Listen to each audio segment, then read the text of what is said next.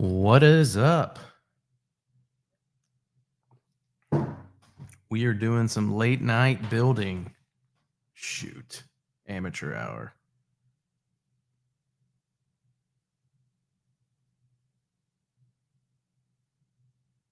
Of course, I would do that, not remember. Hey, could you bring my headphones? They're in my backpack.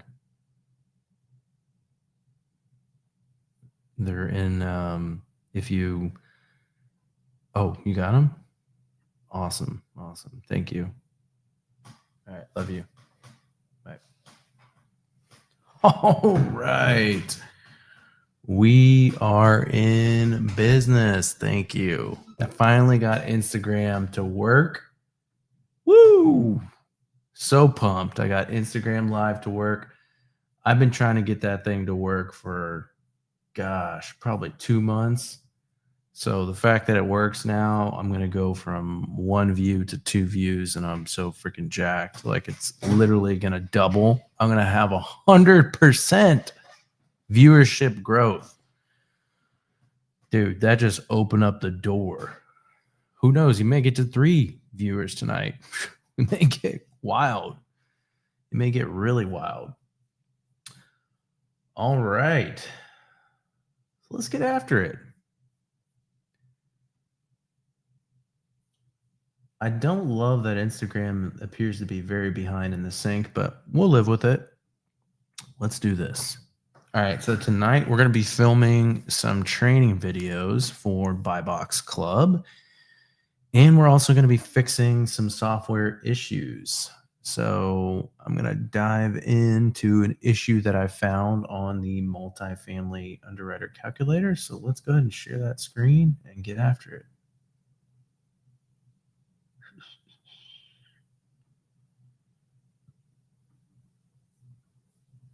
Let's do it. All right, so I was underwriting this deal earlier, and I noticed the seller finance payoff. Oh, actually, this is right. See, we have an exit here at 5 years. Oh, beautiful. We don't even go to this. Awesome. Okay, well, I thought that was a bug, and that's not even a bug. That's awesome. Okay, so some feedback I've gotten on the platform or from the Founders Club call we had, which is a really good call. It was about 2-hour call, that we need like a phase 1 underwriting that's like super simple napkin math underwriting. And then we need a phase 2 underwriting, which is what this is, like the full blown underwriting deal. So that's what we need to work on implementing today.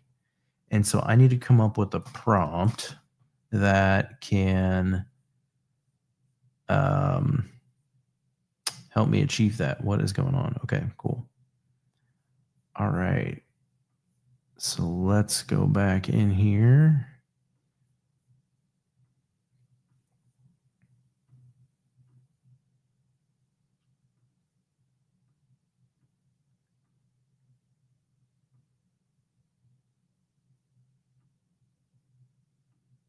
We're going to do Gemini 3 Pro. I've heard really good things about it. It wasn't working for me all day, so we'll see if it's working today. Now, it'd be cool if we can get this thing to work. Okay. So the prompt we need, let me look at the super simple underwriting that we need. Let's look at this.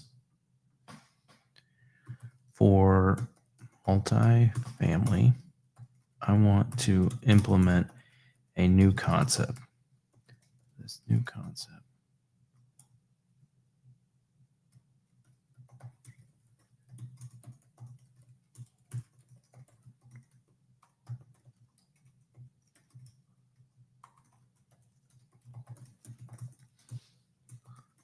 Develop something scalable and repeatable. I want to break underwriting up into phases. Phase 1 will be a very basic underwriting version. Phase 2 will be the current version that we see now. When a user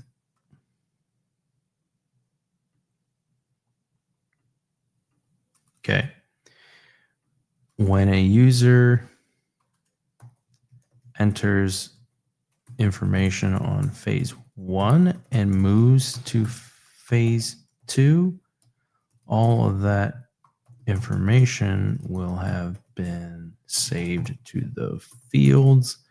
So it should transition straight into the data being displayed because it was already entered into phase 1.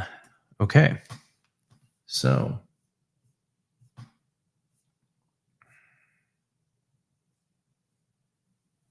hey, what's going on, Kayla? Happy Wednesday? It's Wednesday. Oh, it is Wednesday. That is news to me. Happy Wednesday. All right. So this is going to be a pretty massive change that we're about to make.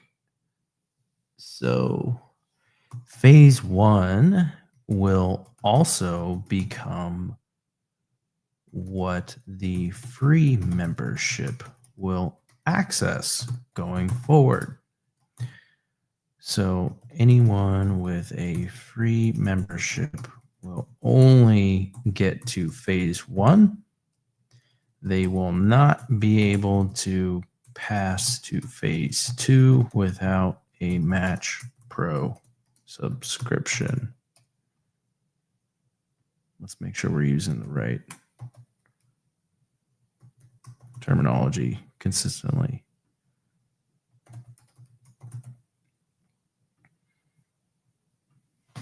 Okay. Phase 1 shall have the following inputs for multifamily specifically: asking price, expense ratio, percent field,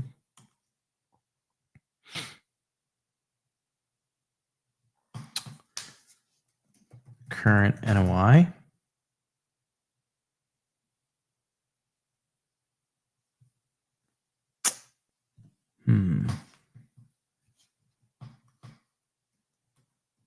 purchase price, cap rate percentage, exit years, exit cap rate percentage.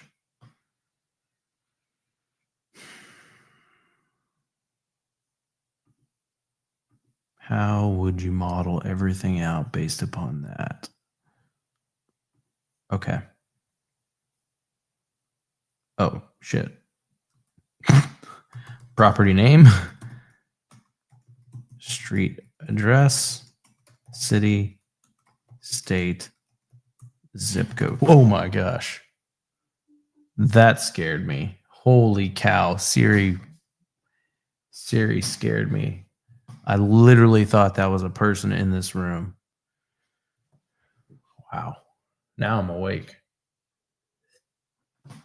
Holy cow. Okay. So, property name, street address, expense ratio. Okay.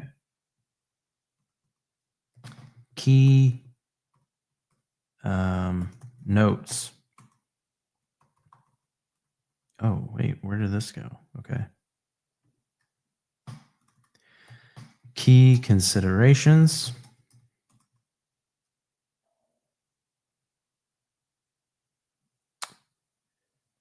If current NOI and asking price is present, automatically calculate the asking cap rate and have this field grayed out non-exit editable. If current NOI is missing or undetermined, then, hold on.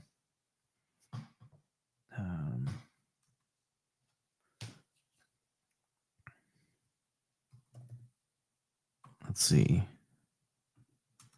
Annual rent roll.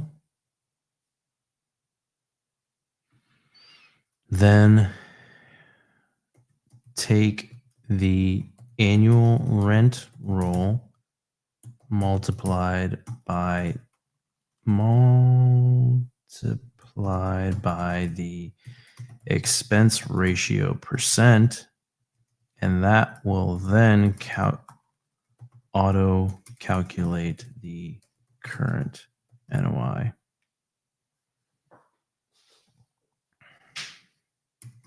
Which would then complete the calculation for asking cap rate percentage.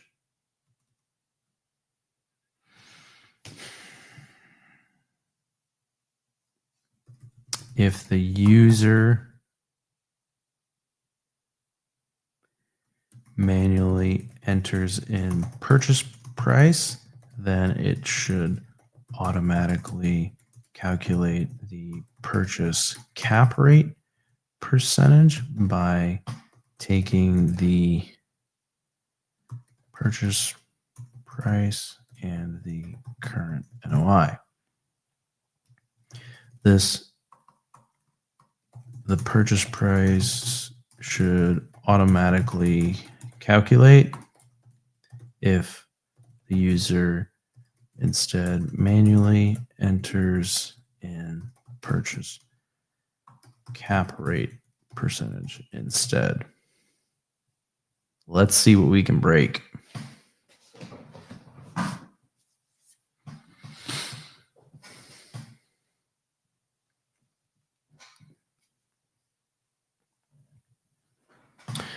Okay, while that's working,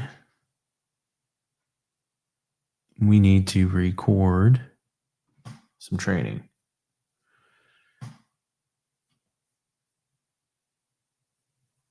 Okay. So we're going to go and underwrite a deal.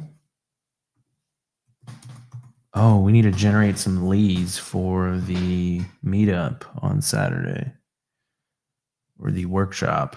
We'll do that in a second.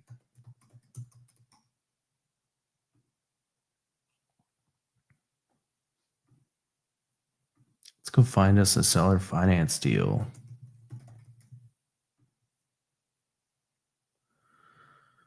Cool, that looks like a new one. Seller financing available. Perfect. Love that.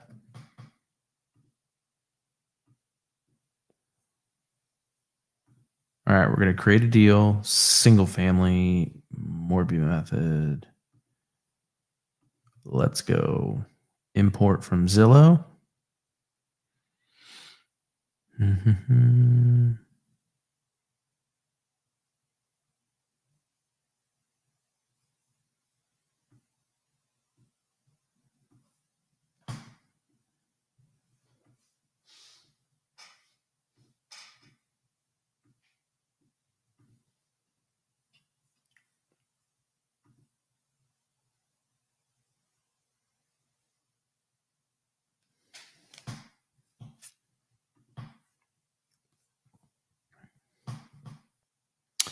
Okay.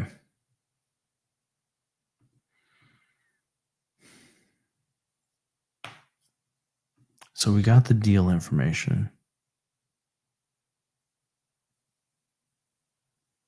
Okay, now we're going to do some training. All right, so you're going to get some live demo training of this software tonight.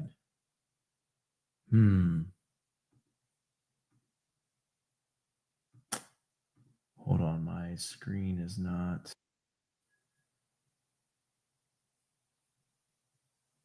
Oh, looks like it's about to crash.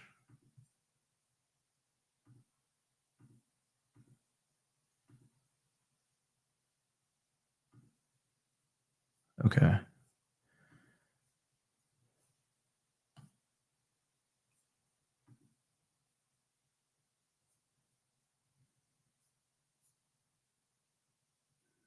Okay, let's see what this looks like. So we're going to go to underwriting, multifamily, Morby method, closing two transactions, phase one.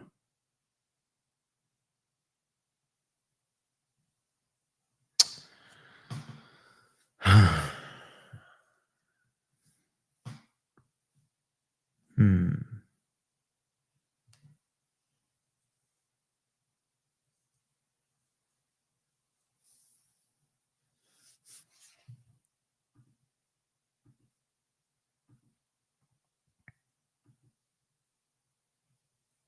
Okay, let's see. So now we got to test this out.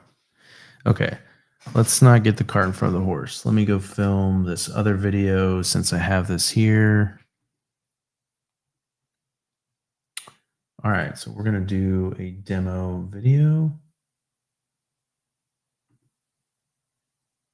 How long has that been recording? Holy cow.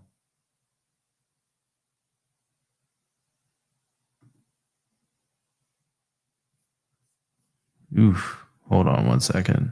We may have a serious problem.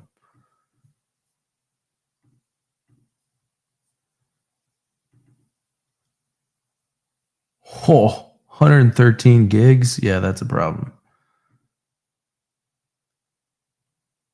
How long was that recording?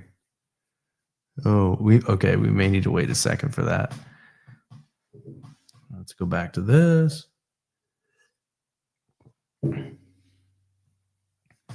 Is phase two locked for free members?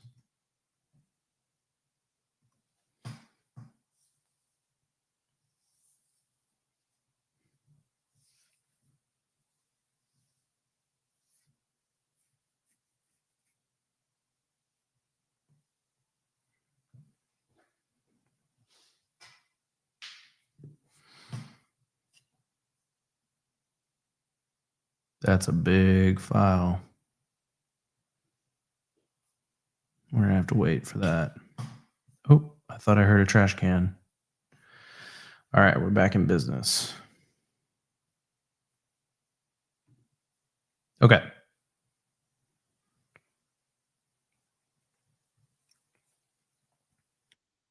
The recording.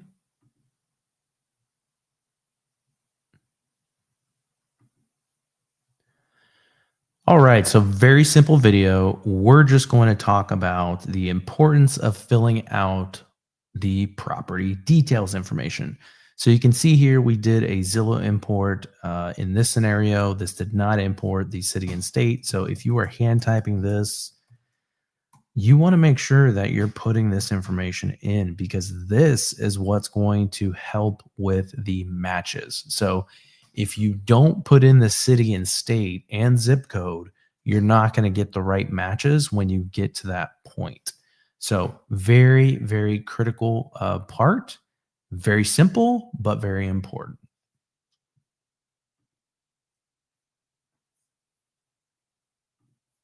Boom. We're going to be hammering out these training videos tonight.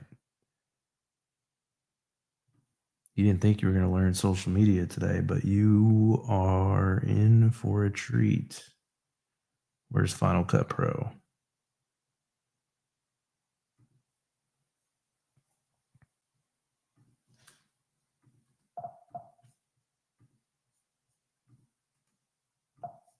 Let's get rid of all this stuff.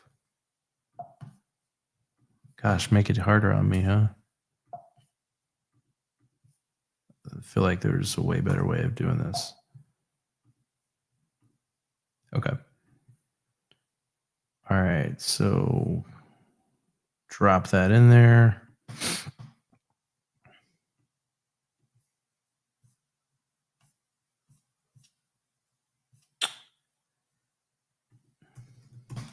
I feel like I had an intro video. Hold on. I need to see if I have an intro video.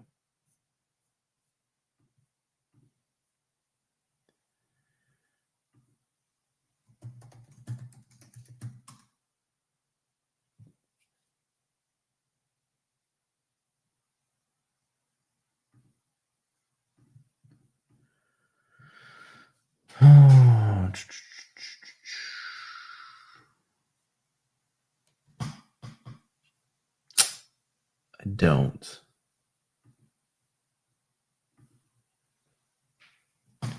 Training videos. Okay, change of plan. I'm just going to start dumping these files and we'll worry about that later. Okay, so this is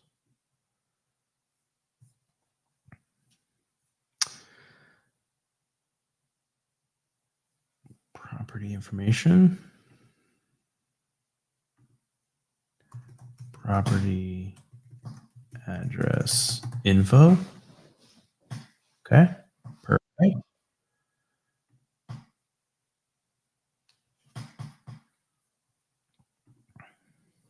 Yes, phase 2 is locked for free members. They will see a locked icon until they upgrade.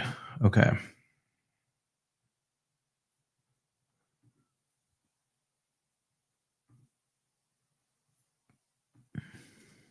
I want the current phase 2 to move to phase 3. I want to add a new phase 2 called matches. On this phase 2, the matches tab, which is meant for free subscriber users, they will see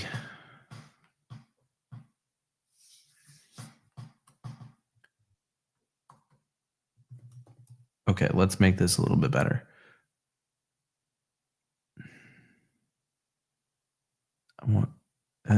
Let's get rid of all this. If the user is a free user,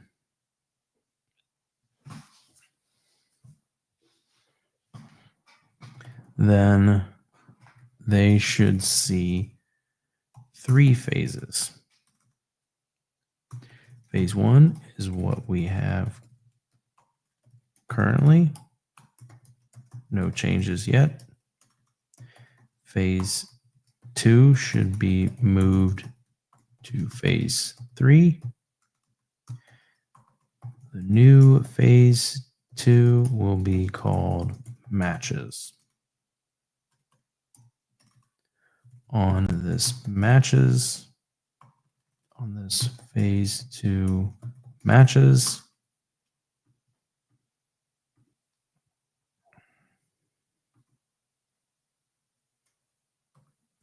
it will display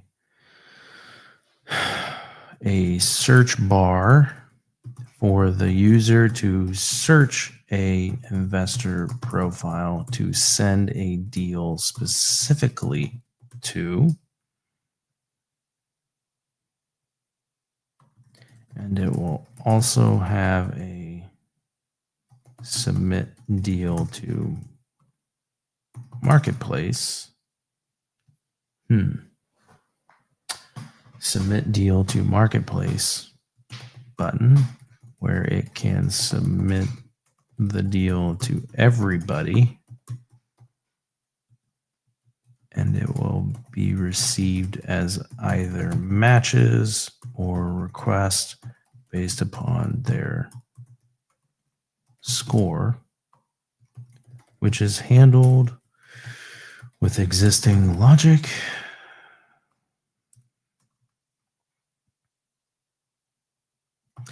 Then there will be a list of matches.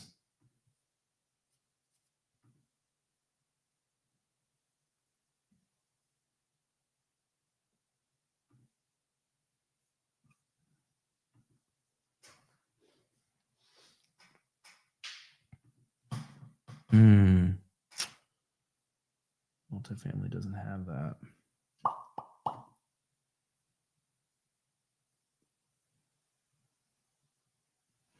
Oh, I didn't know that the Instagram Comments do not carry over to StreamYard.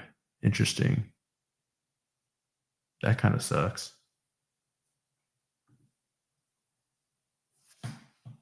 Okay. So there will be a list of matches similar to what currently gets displayed in single family, except these matches will not have any names displayed. It will only show a card with a score and a send to investor button.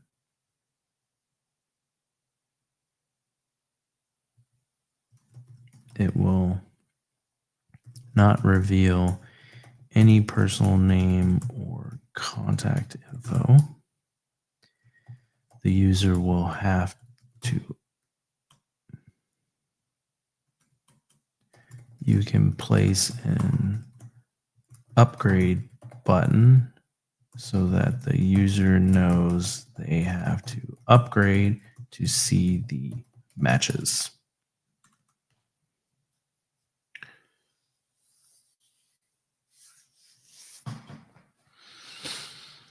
So how would that get handled?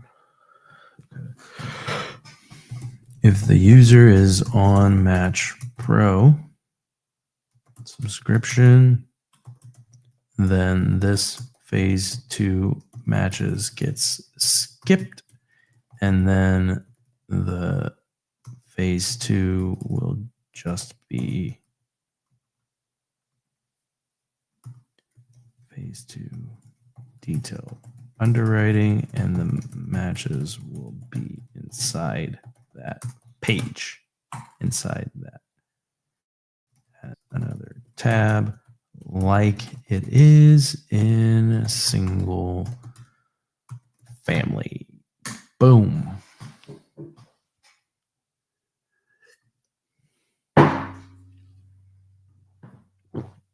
All right.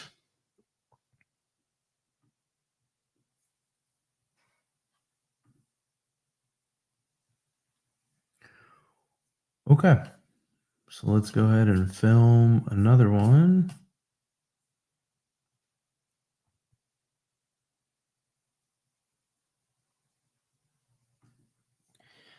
So for values, you have the purchase price, which is pretty simple, and current value. So in this scenario, they are the exact same. However, there could be a lot of different scenarios where there's a disconnect. So if you are buying the property at a good deal, for example, let's say the property is really worth 275.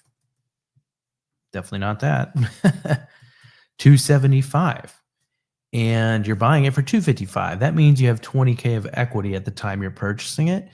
This is important to track. And in some instances, it just may be the same. So just put in the same value. That's perfectly fine. But when you get to the refinance section, it's going to look at the future property value. So that number is going to first derive from the current value. So it's going to take the current value and then extrapolate that out over the time period. And we'll talk about that in a future video. But that is why the current value section is very important. Then you have monthly rent. So you can get that from either, it may pull in from the import from Zillow. If you have a subscription that in an API key that allows Renometer, you might be able to pull that in there, or you could just do it the old fashioned way and type it in manually. Then you have annual property taxes and annual insurance. The underwriting model will go ahead and convert that into monthly figures. So you don't have to worry about that. You just need to put in the annual. Moving on to fixed operating expenses. Pause. Cut out that last part where I said moving on to fixed operating expenses. We just need to end the video before I get that because I'm going to record a separate video for that. Okay. property, current values of property.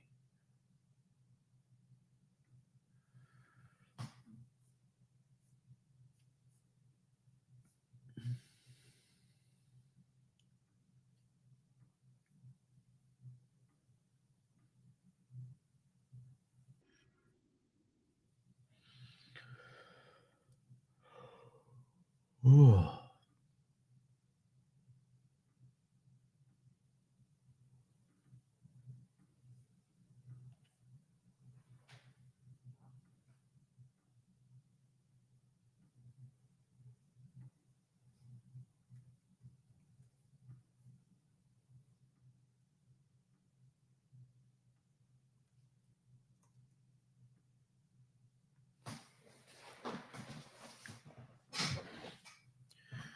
Okay, so we got that working. Let's see, we're gonna test this out. Okay. Well, shoot. That's gonna be hard for me to test because I don't have. Because I don't have that subscription.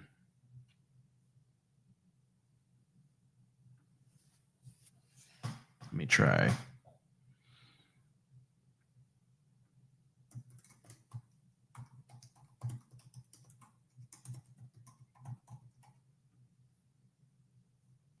Oh, but then I'm not going to be able to see the multifamily underwriting.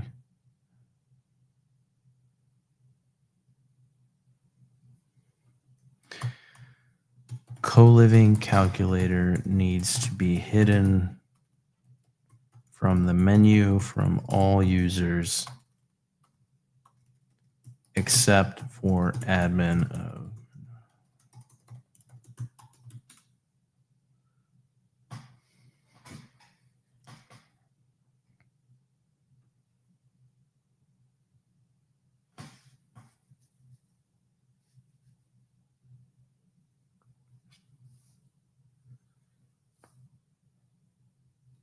I guess I'm going to have to go ahead and release the multifamily calculator because that's the only way I'm going to be able to test it.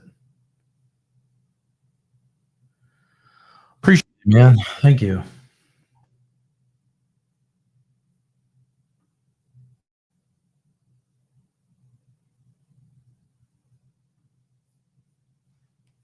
Okay. Go ahead and release the multi-family model for all users now. So remove the only for Founders Club filter.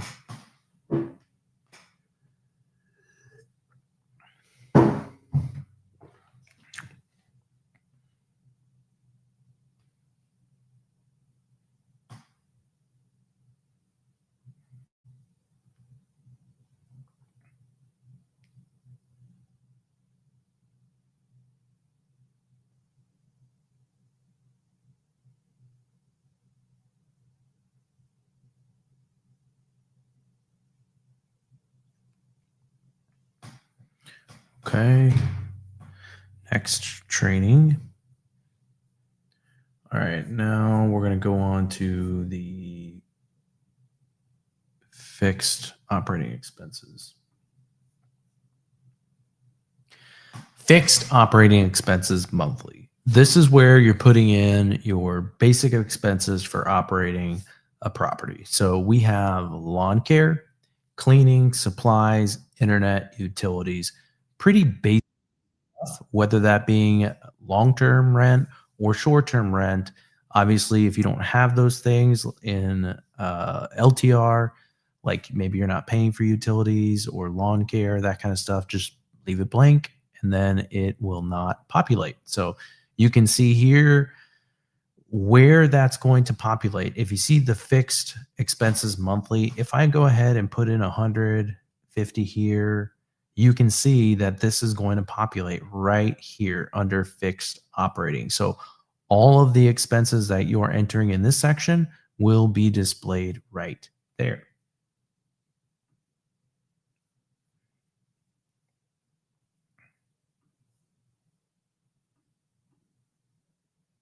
Three fixed operating expenses. Oh, we're just powering through videos tonight. I love it. Let's go. Okay. Single family.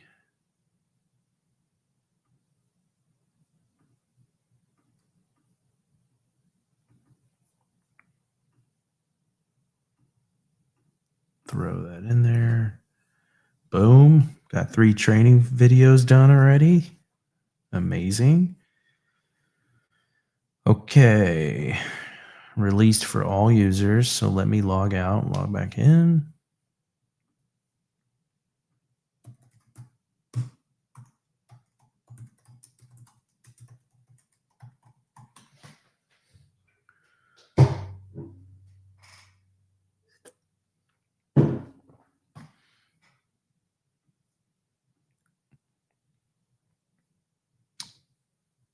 Well,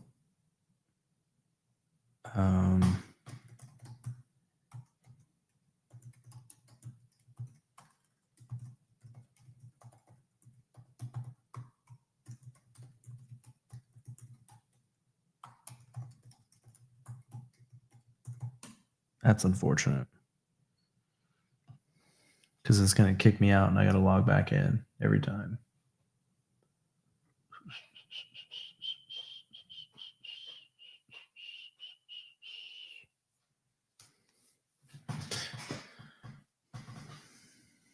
Okay, next training video. So we've covered the whole first page. Now, this is where people really need the training. So let's go. You know what I'm still not seeing?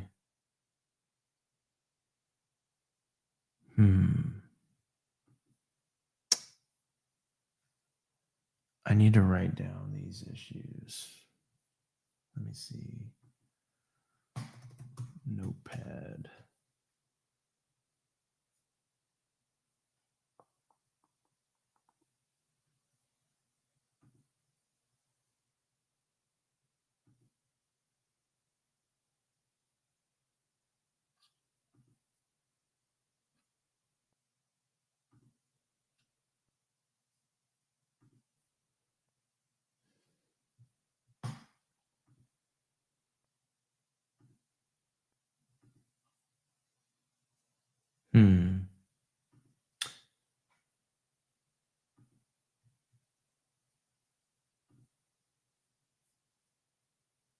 All right. Okay.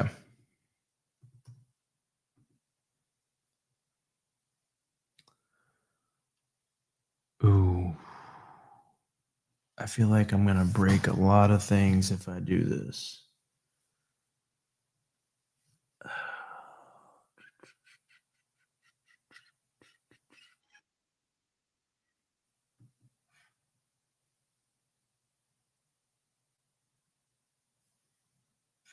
Okay. Well, one thing at a time.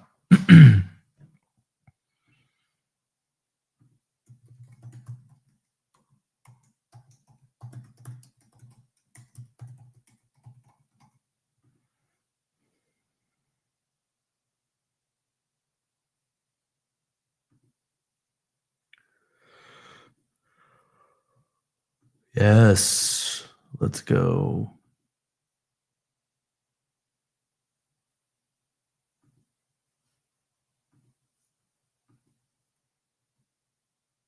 The upgrade to unlock all features for the multifamily model does not actually let me click on the text.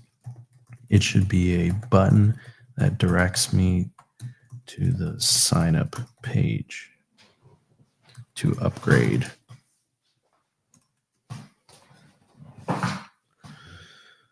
Okay. 1.4 million, 150,000, expense ratio 40.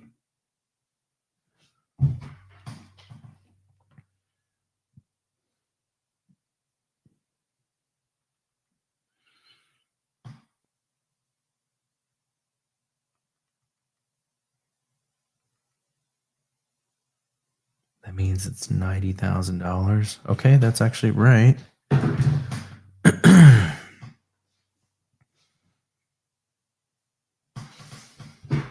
So then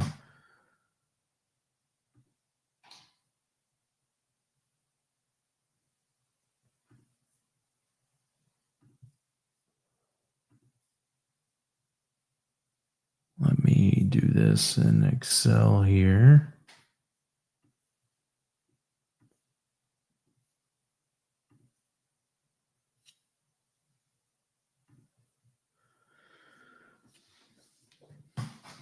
Okay, so we're going to calculate the 1.4, let's see, NOI.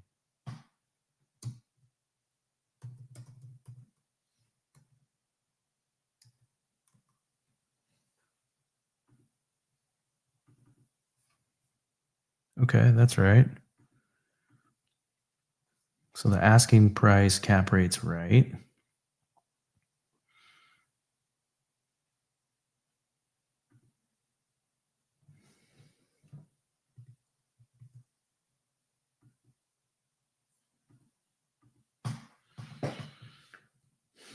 So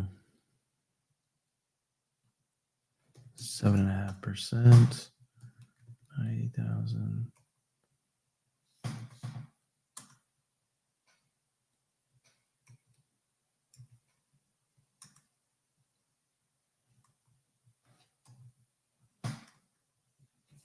$1.2 million. Okay. 1.4. 1.4. 6.4.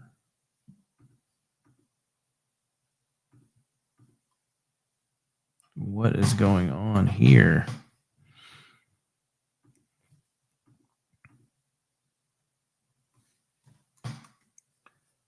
First, I need to save this deal.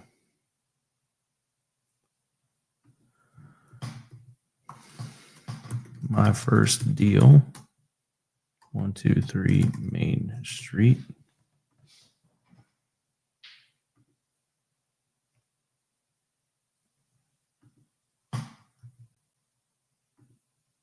See screenshot when I tried to enter in a value for purchase price, it got really weird. Then the purchase cap rate percentage should only be displaying rounded values such as 6.43. Also round the asking cap rate to display as 6.43. Okay.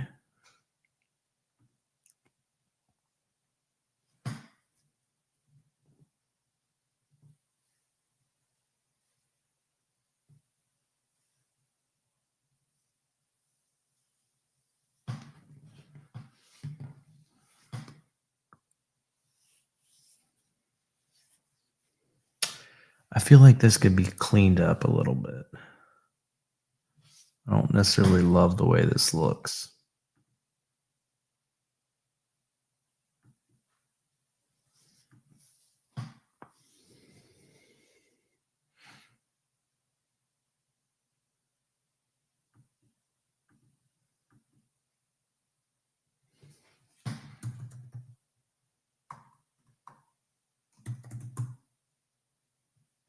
Well, that's not very helpful if the search bar doesn't work.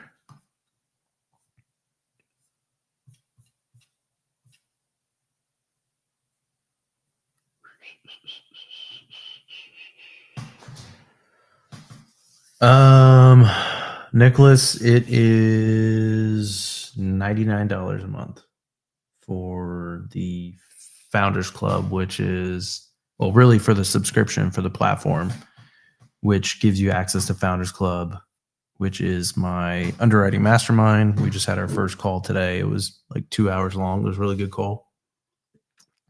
I'm already implementing the things that they asked for on that call right now. Got some heavy hitters in there too. Some big names. So really actually is like a good mastermind. There's only going to be the first 100 people on the platform will be in that.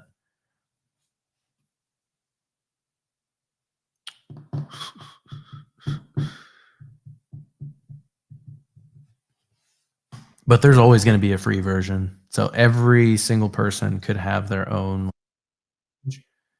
investor website that has their buy box on it. So if you check out like my page, for example, this will always be free because I want everybody on the platform. So this is my investor website. So you could have a website like that with a video and like your bio and all that, your social links, your buy boxes. This will always be free. You can create your buy box. So if you go into my buy box, you could look at what that is, the states, my scoring weights, what I consider important for me in the deal, which I need to adjust these actually now that I'm looking at it. So that's something that it will always be free and that everyone can have. What I'm really building and excited for is this. I'm going to be bringing a lot of private capital onto this platform. I'm really going to incentivize PMLs to get on the platform, which is then going to attract buyers. So imagine going into a deal. You go into this deal here. Let's just say I open this up.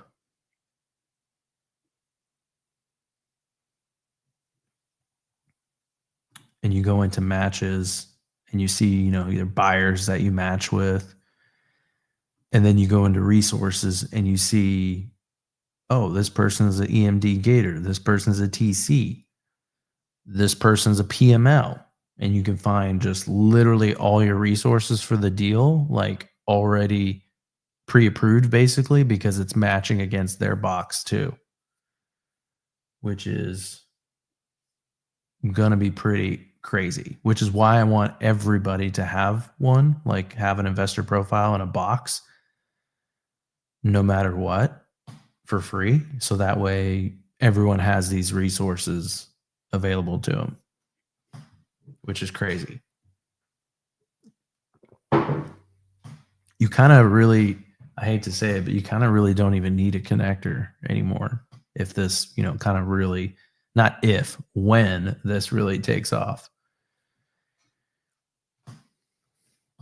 Because there's really two, I was listening to Alex Ramosi and he was talking about, you can try to find that next like one lucky thing and find the right opportunity be at the right place at the right time. And you might be successful, or you could just brute force, take an obscene amount of action to the point where it would be unreasonable for you to not be successful. So that was the title of my live today, is Inspired. And then I'm also going to, because at some point this would get saturated, right? So I'm going to create an affiliate program that will essentially prioritize the rankings based on people who have gotten the most referrals. They'll show up higher. People in Founders Club will show up higher, and then people with good quality voting, right? There'll be an up vote and a down vote. Like if someone, screwed you, I don't know what I can and can't do legally. I need to look into that. But my first thought would be to kick their ass off the platform. But if someone's got, thumbs downs, then obviously they'd be ranked lower in the results than someone who's, got a good track record and good reviews, that kind of stuff.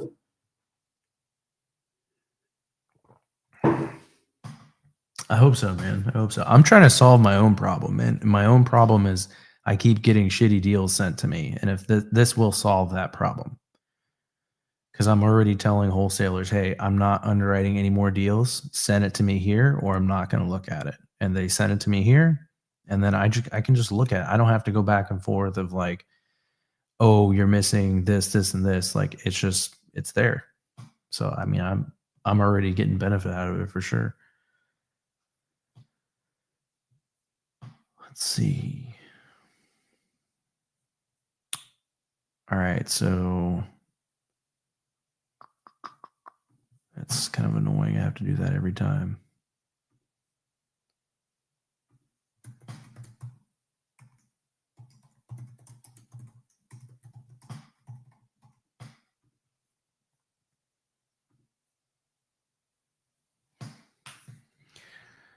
Okay, my deals. And so some of the feedback from tonight was that they wanted a like phase one, very, very simple calculator. And then if it passes checks, they want to go to a phase two underwriting.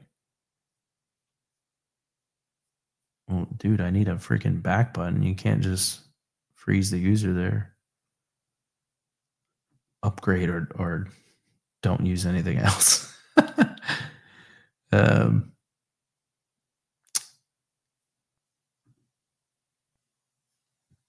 hmm.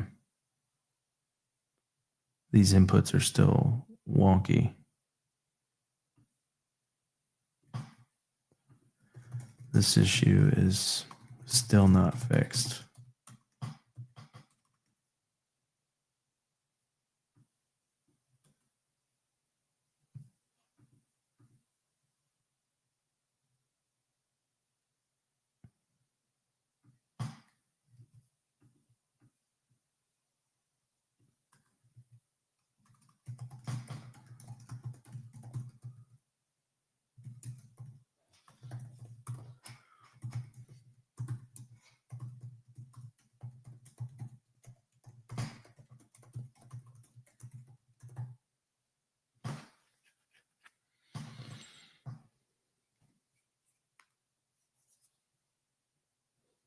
Yeah, I mean that's basically what this software kind of is underwriting against buy boxes.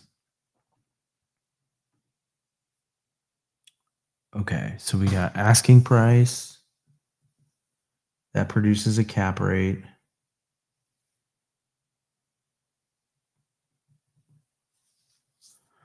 That produces NOI, purchase price, cap rate. I feel like the phase one analysis is a little messy in its presentation. How can we present these fields better and grouped better? I feel like it's going to blow everything out there. Okay, so let's look at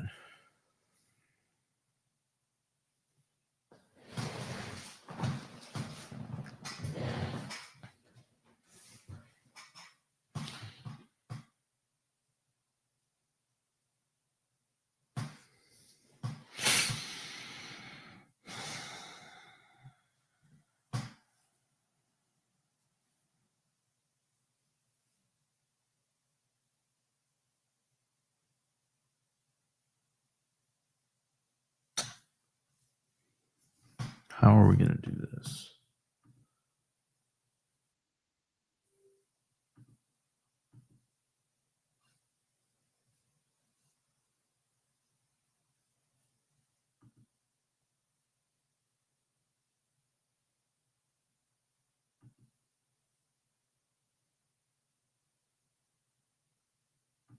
Oh my goodness.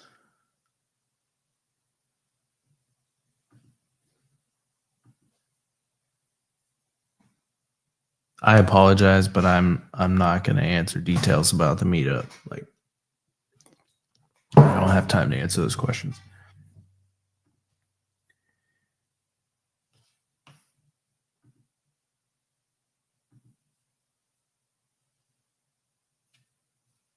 Let's see. Why is that not count? Okay, phase 2 matches.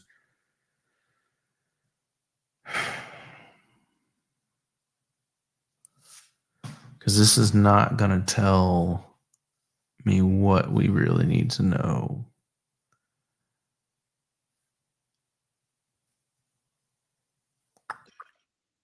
Let's see what it does. Multifamily.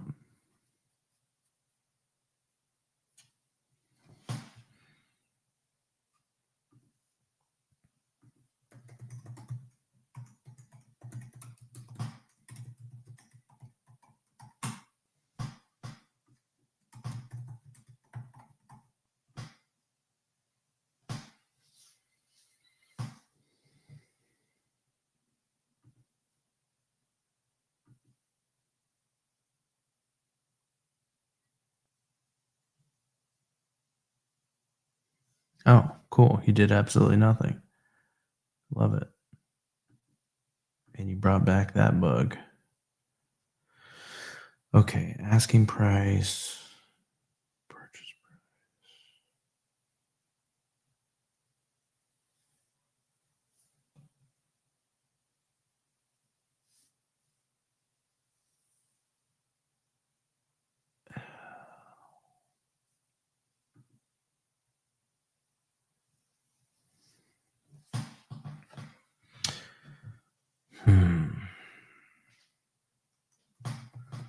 Restructure the UI of phase 1 analysis.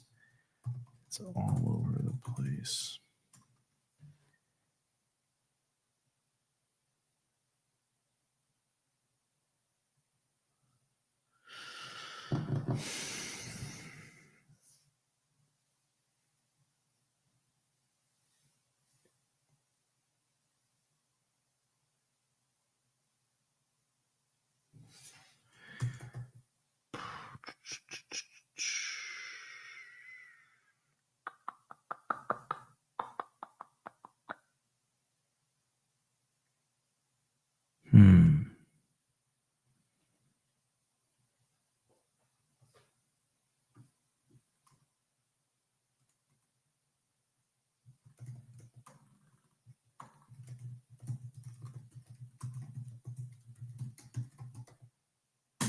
I really don't know what this should look like. I just know I don't like the way it looks.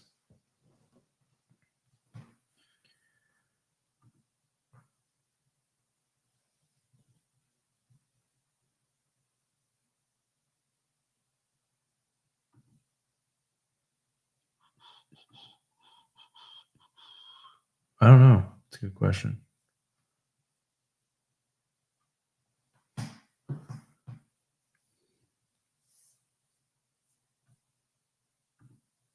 I guess it's kind of hard to see the screen if I have it covered.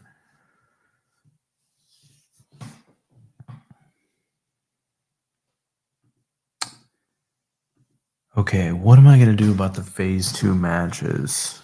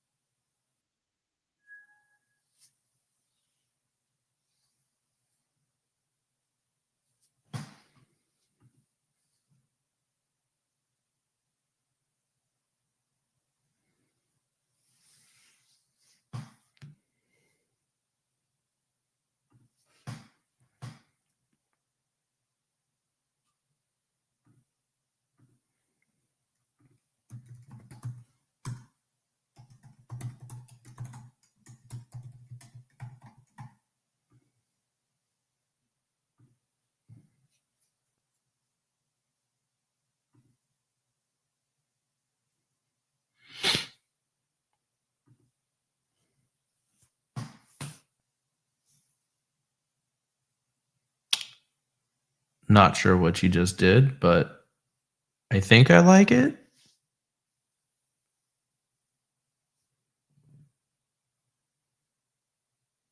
I think I like that.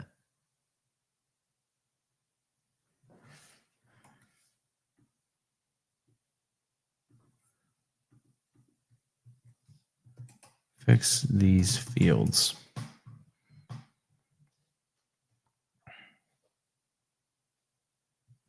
It should be displayed as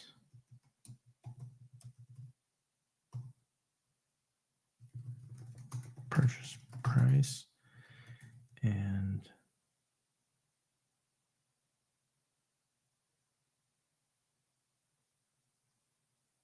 (6.43% for cap rate).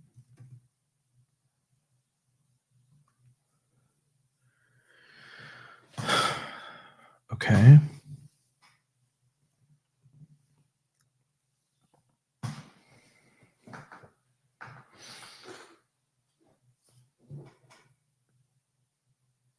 Okay.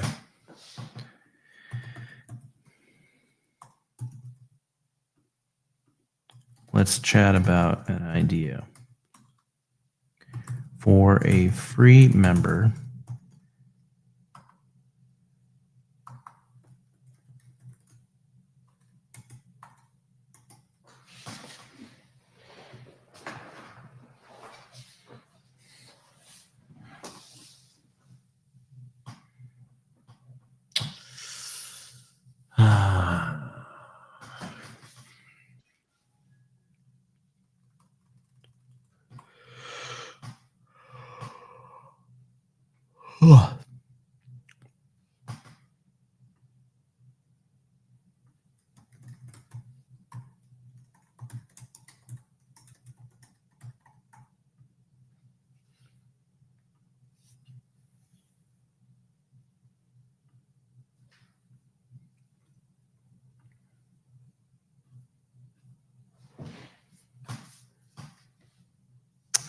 let's chat about an idea.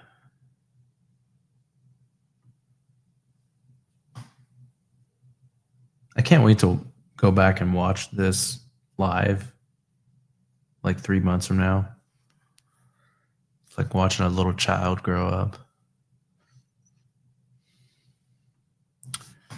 For a free member, for a free member, for a free member. Okay, for a free member.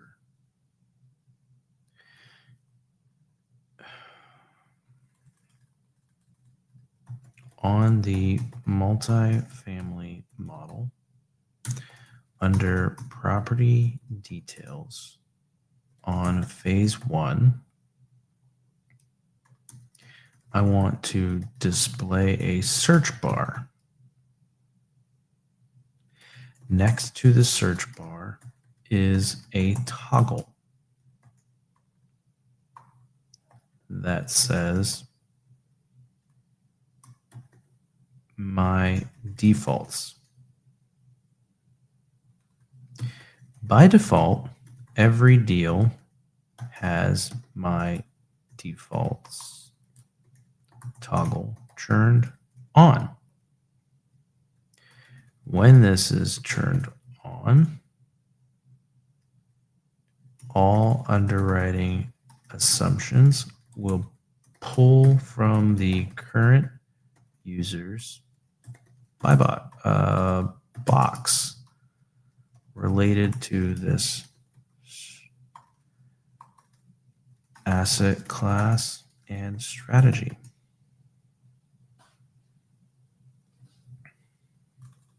If the user selects another user, then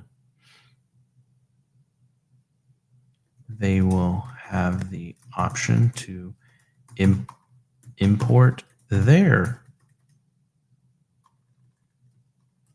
default preferences. The searchable user's preferences can only be pulled if that user has that box as a public box. It cannot return results if it's not public. Make sure you are fetching this from the backend and not exposing sensitive user data that should not be shared with other users.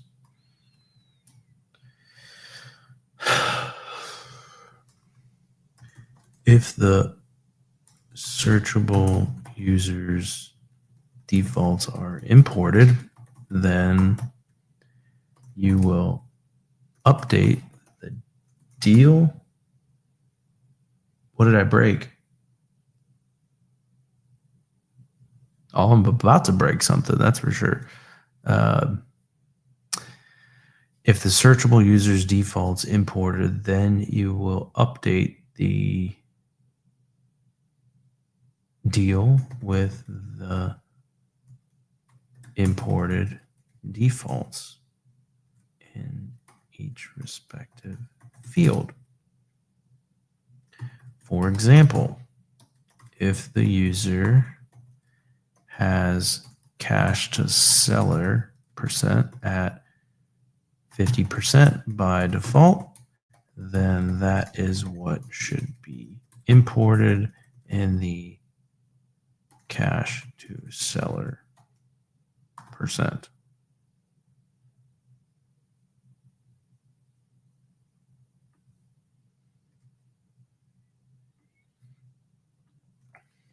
Can you tell me how you plan to implement this safely and securely?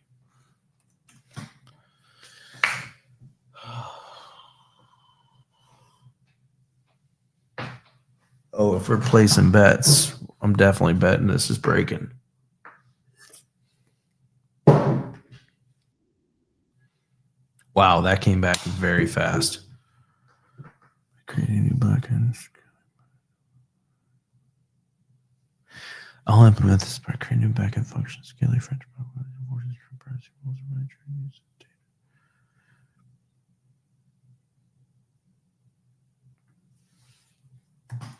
I don't want whatever we come up with to be multifamily specific.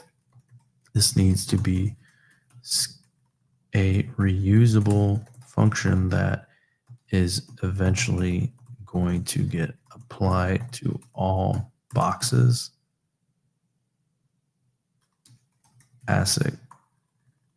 all boxes and underwriting of all asset types and creative strategies. We are just starting with multifamily for testing.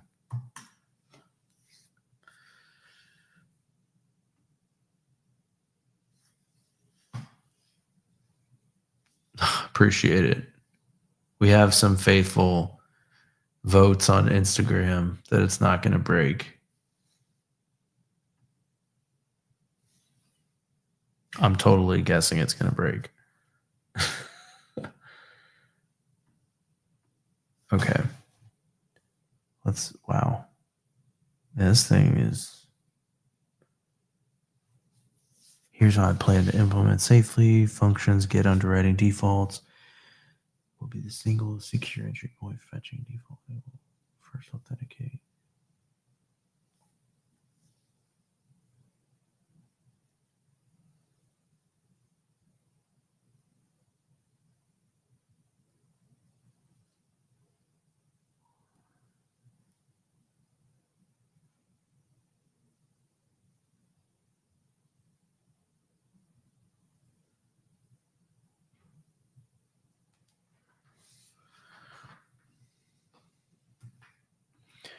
I don't like the name of, because again, this should be reusable across everything.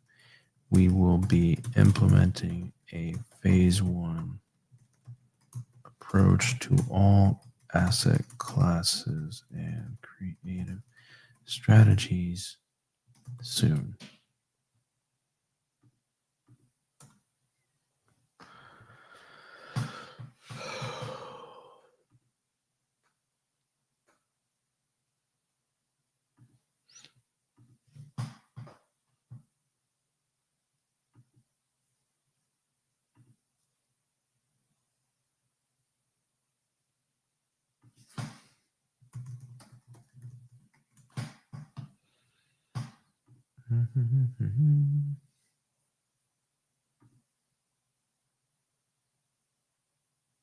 Yes. Good choice. Let's do it. Implement it. If you need to do this in controlled phases, please do that.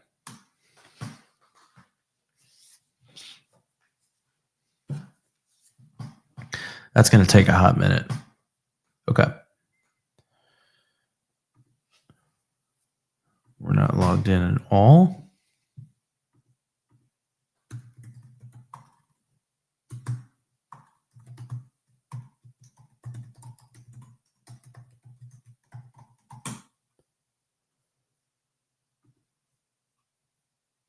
Wow. No way that's done.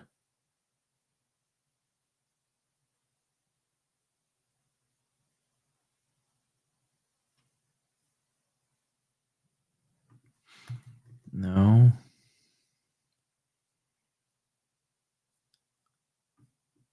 Did you implement everything we just talked about? I'm confused.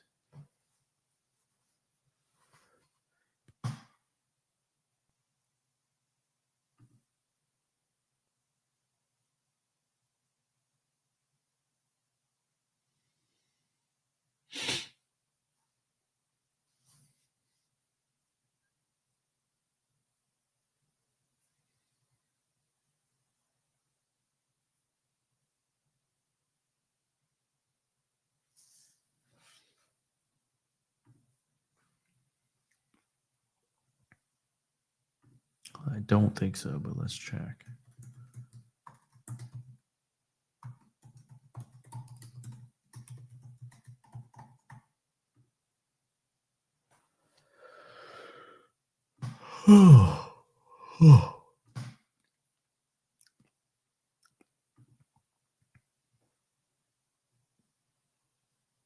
No, no search bar.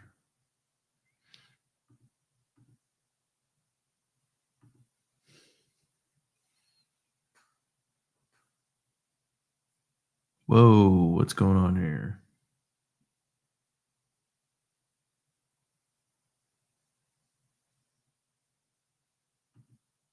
Man, it's really moving.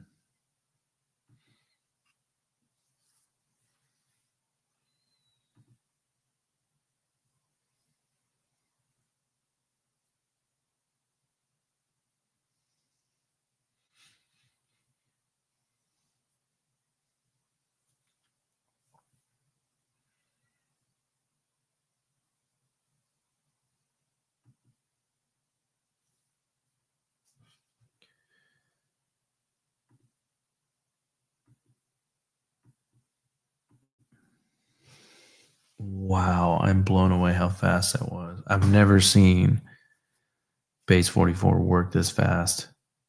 They must have made some big improvements.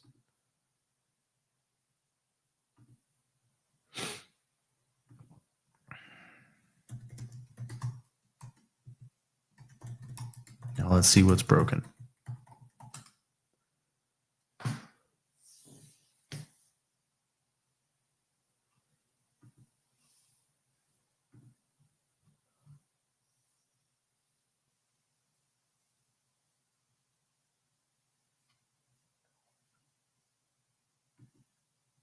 Oh, dude, that's so cool.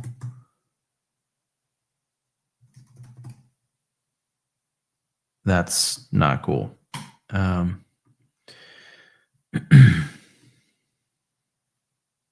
That is really slick. I like that.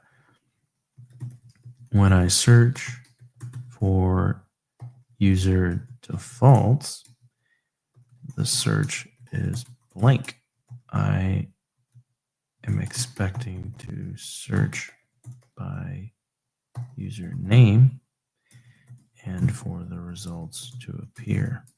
For example, I was trying to search.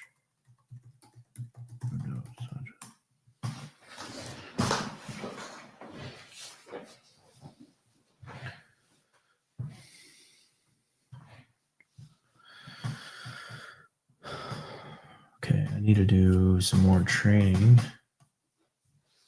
I need to start cranking these out here.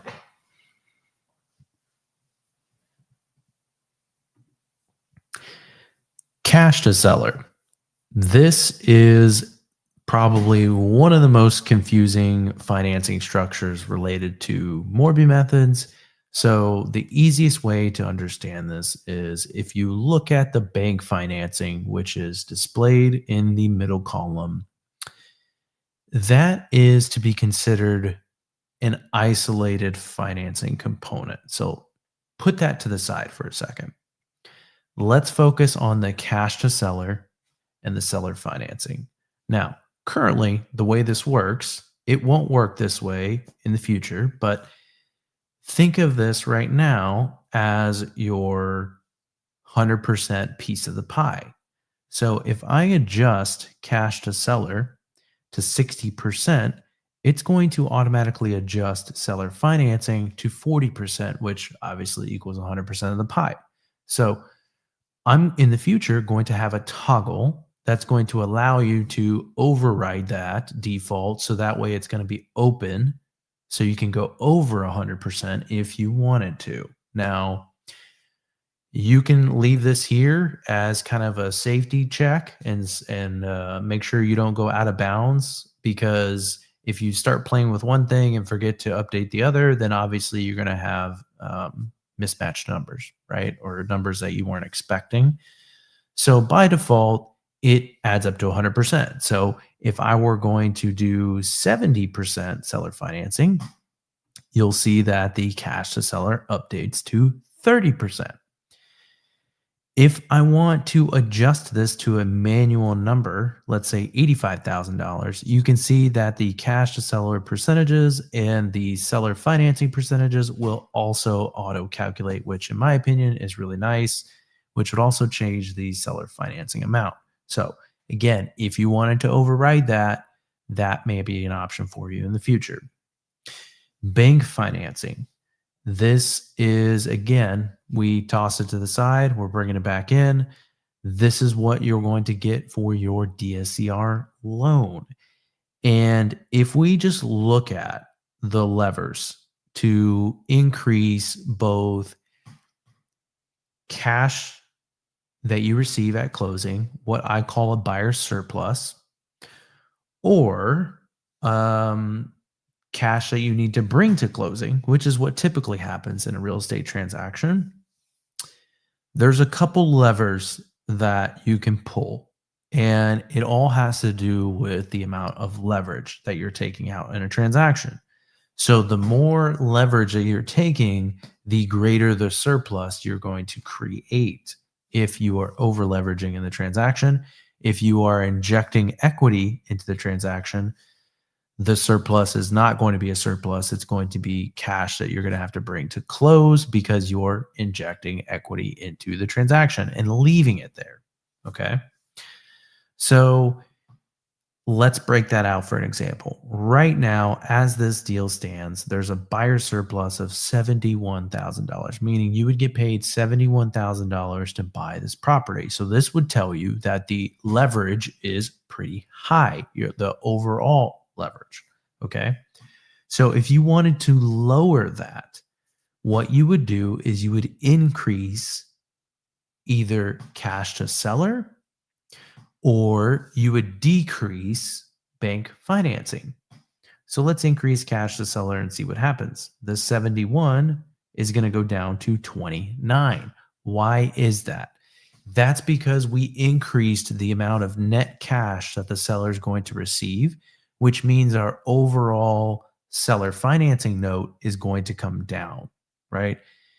If you think about the large pool of money, the 100% of the pie that the seller has for their equity, obviously they have to pay off their mortgage and all that.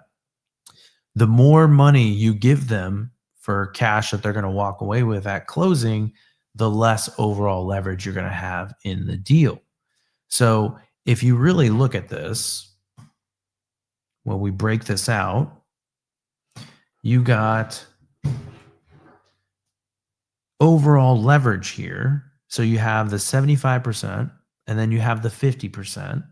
So between those two, you have essentially 125% over leverage. If you think about 100%, you have 25% over leverage on the transaction, which is why there's a surplus to begin with.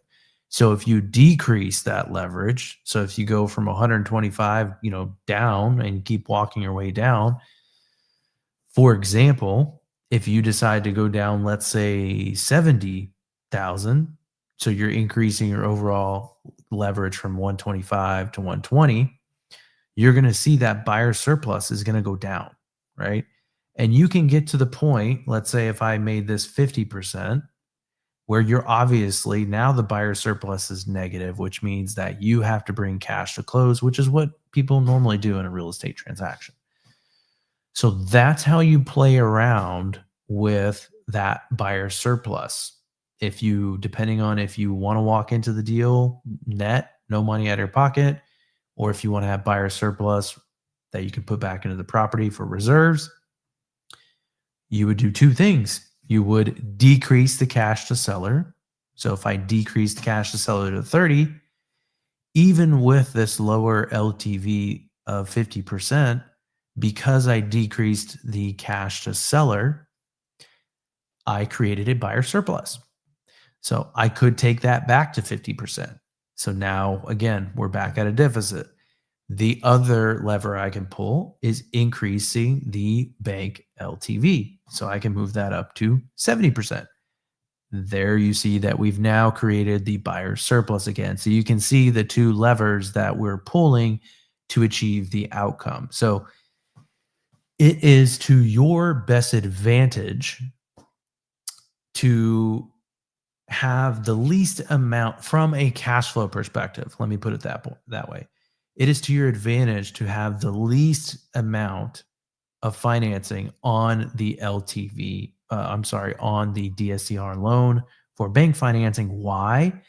Normally, you're going to have a higher interest rate than what you're going to pay the seller, right? If you look at this scenario right here, let's say you're going to do a custom payment and you're only going to pay them $100 a month. Pretty gangster, right? Well, you're doing $100 a month, interest-only payments. What would you rather do? Would you rather have more seller financing amount with 0% interest, or would you have more bank financing amount at 7% interest? You do the math, right? Pretty easy decision at that point. So you would be better off from a cash flow perspective having a lower bank LTV loan and a higher seller financing amount. But again, those are all negotiating points that you'll have to figure out between you and the seller. Now, all of that's cool, but the other thing that we need to worry about is the cash needed at maturity.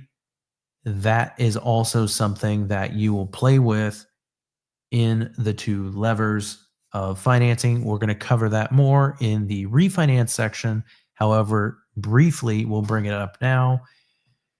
If you think about increasing the leverage, right? So going back to this scenario, let's say you want the buyer surplus to be higher. Let's say you want to move this bank loan LTV to 75%. Watch what's going to happen. Previously, we were focusing just on this buyer surplus line. Now I want you to focus on the cash needed at maturity as well. You're going to see two things happen. You're going to see, one, the buyer surplus amount's going to grow. So you're going to walk away with more cash at closing. But what's also going to grow is your cash needed at maturity, which means whenever you get to the period you're going to refinance your loan, you're going to be over leveraged. true over leverage in the sense that you're going to have to write a check for $55,000 just to exit this loan. Watch this when I hit this.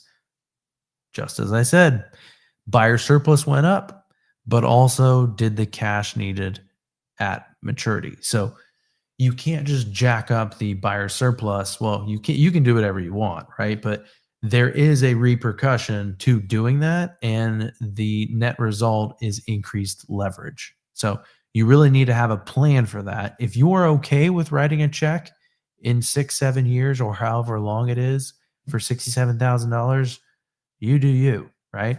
But if you're not okay with that, you need to back off on the leverage and bring that down. So the levers you can pull here is you could lower the LTV. It's going to lower your cash needed at maturity. However, it's going to lower your buyer surplus. So you can see now you're not walking away with really anything. Now, the other way you can lower your cash needed at maturity is to increase the balloon period. So you can see as I increase the balloon period, I went from 5 to 6, and we're at 32,000. I'm going to go up to 7. We're at 21,000. I go up to 8, 9. So right here, you can see the break even point. At 9 years, we're finally getting to the point where the property's appreciated enough, and we'll cover this more in detail in the refinance training. The property has appreciated enough to where you're not over leveraged, and you'll be able to refinance out of that loan and be able to pay off your underlying first position mortgage and your seller financing note as well. So hopefully that helps you understand the mechanisms in financing, and it's not as confusing as it once was. If it is confusing, I feel like I did a pretty good job explaining this. So go back and watch this like 5 more times until you understand it. This is a very confusing topic. So this is one of those things that sometimes you just have to watch it over and over and over again in order for it to sink in.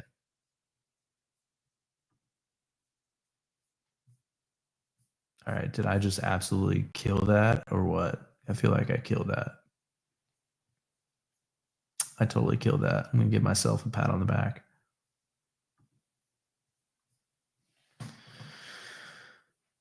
Okay.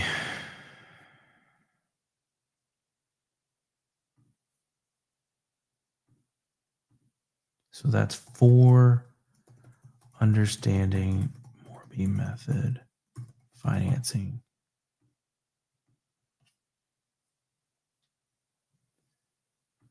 Okay, let me upload that video. We got 4 training videos done tonight. That's awesome.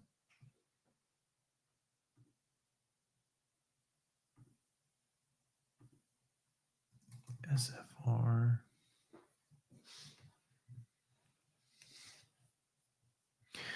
Okay, let's go test what we broke.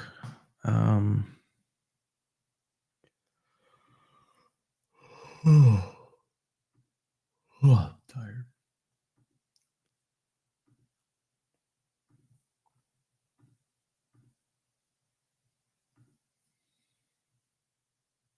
Okay. Let's get logged in.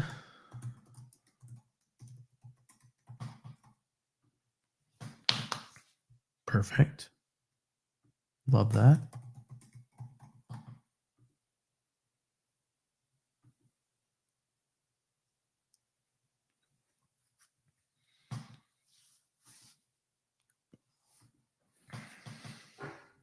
I can't believe I did that training with an earbud in my ear that whole time. Why did no one tell me that? Ooh, I found this good Taylor Swift playlist. We're going to jam to that.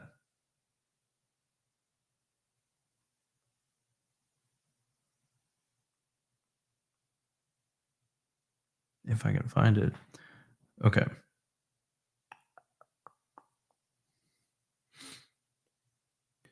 All right. So my defaults. Let's search this user. Oh, come on, man.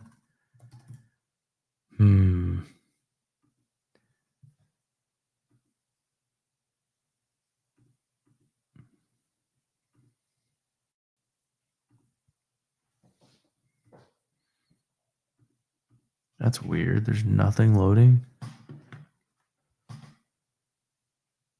Oh, there we go.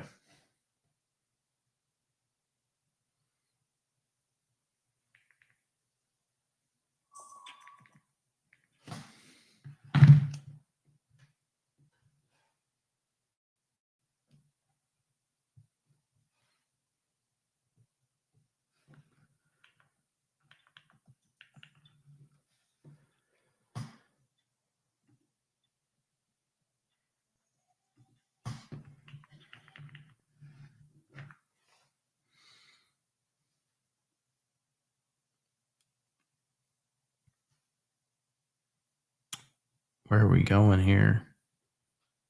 My deals.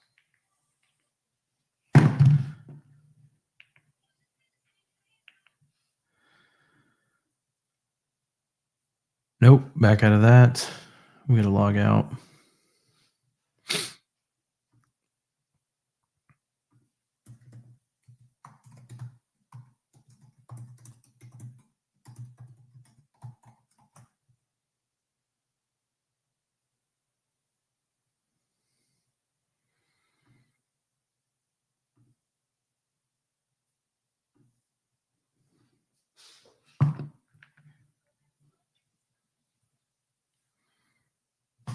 Dude, this is so annoying. Hold on.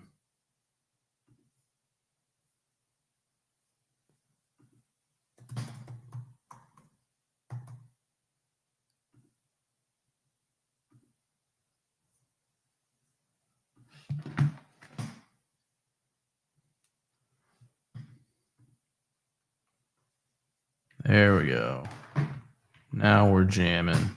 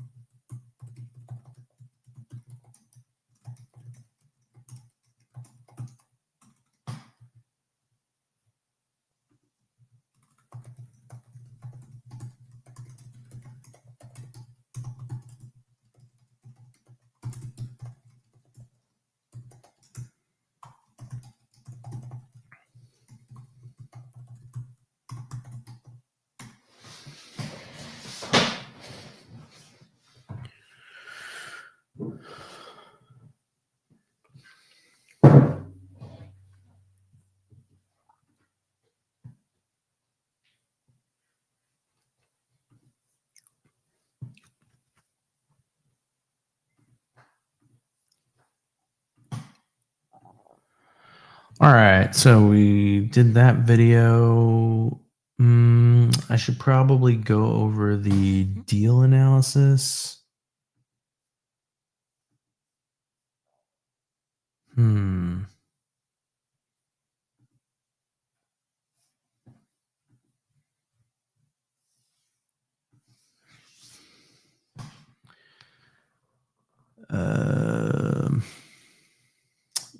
I'll go over the deal analysis next.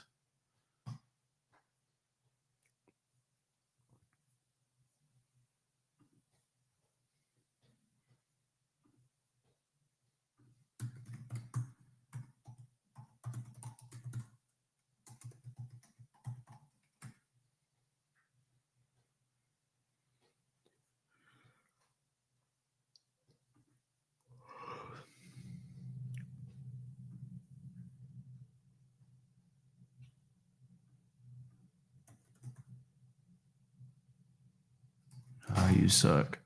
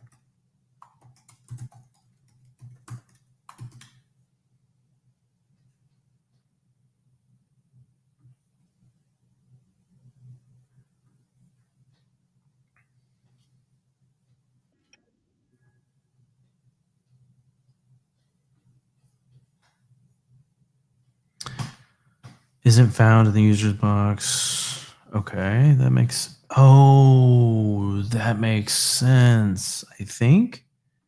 I don't think anyone has a multifamily buy box, and we're doing multi. Okay, so here we go.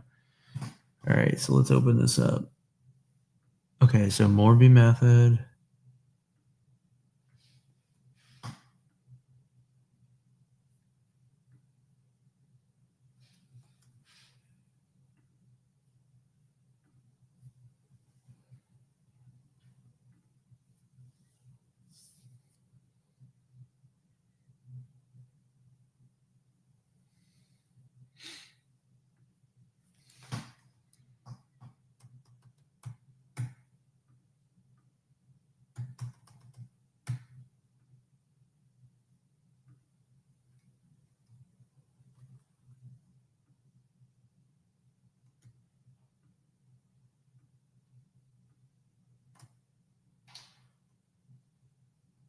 Oh, man, I gotta get that fixed.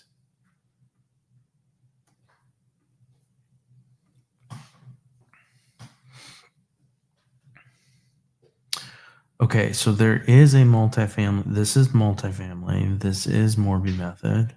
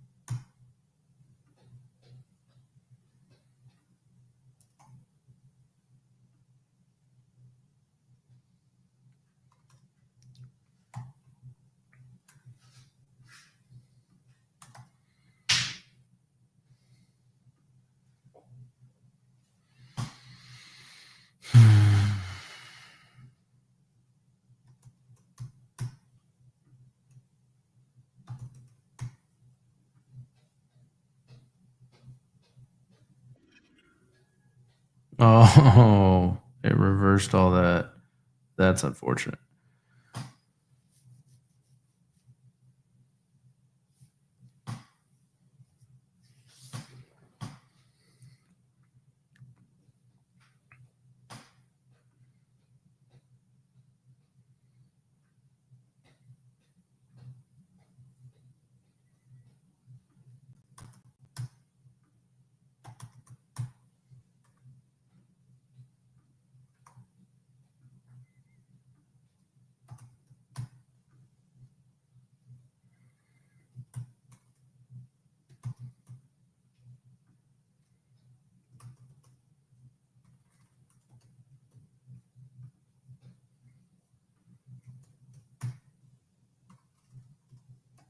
Mm, 75.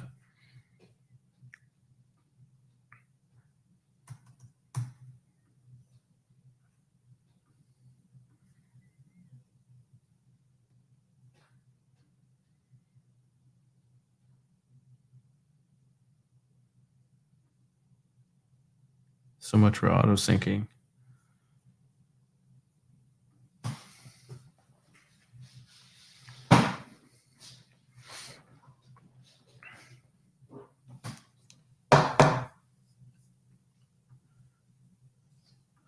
Okay.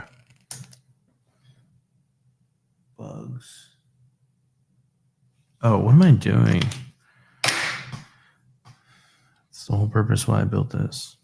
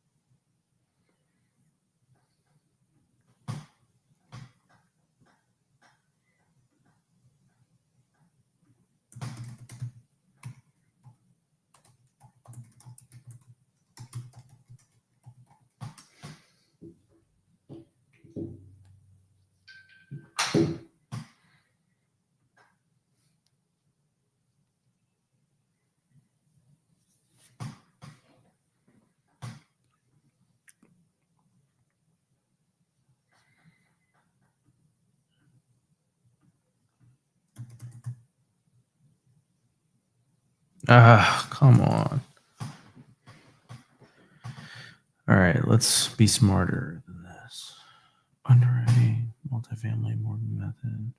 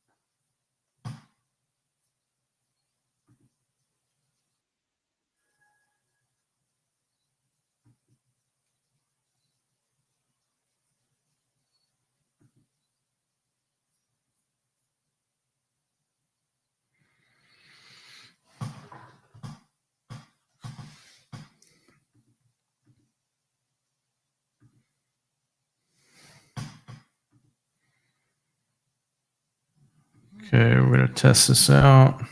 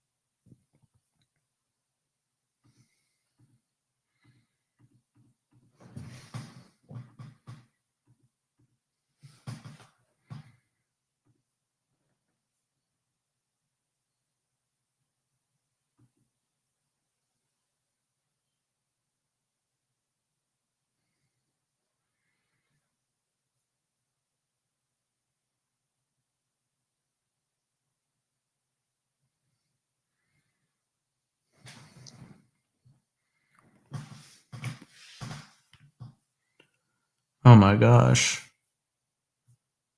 You wrote a whole book.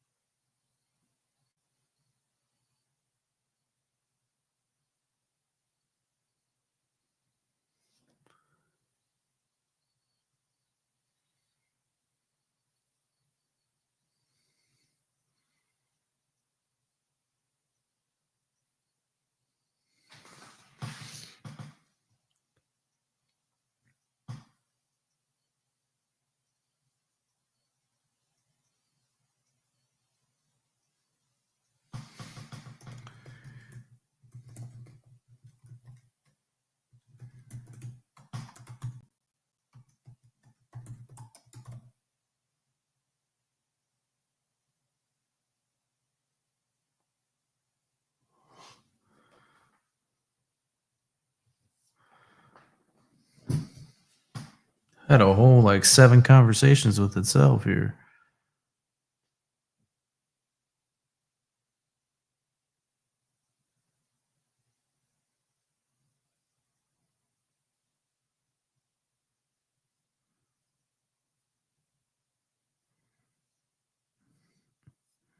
Wow.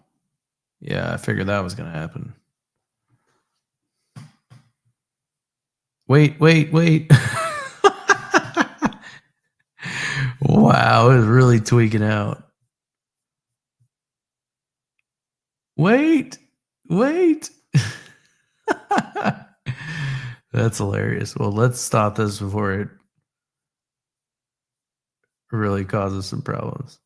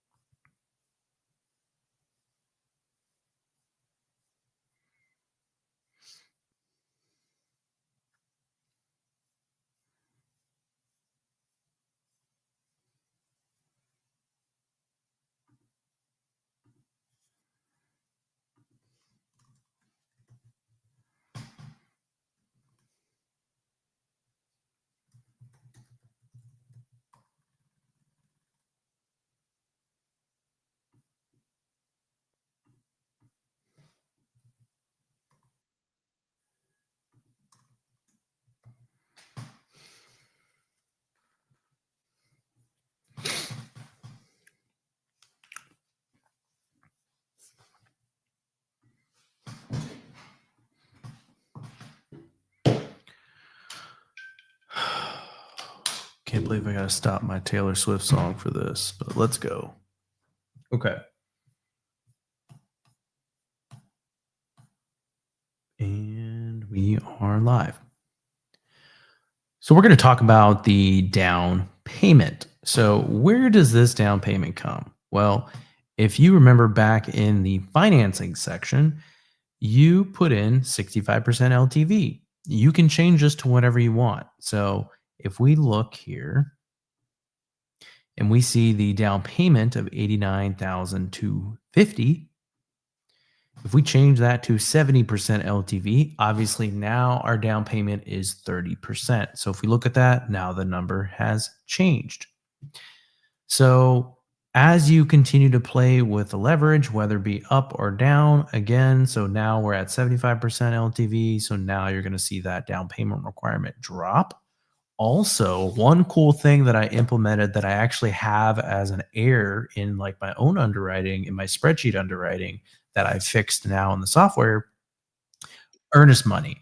So the way our system treats earnest money is it is applied to the down payment, which is how the title company and the lender will treat earnest money. So we take the total, in this case, 25% down payment, and we back that out and kind of carve it out separately so that the earnest money is treated separately and what's left over is the down payment. But when you add the two together, it equals the amount that you would expect for the down payment. So that is a cool feature that we've implemented here in the software. So that hopefully gives you a pretty clear explanation of the down payment. Boom, done.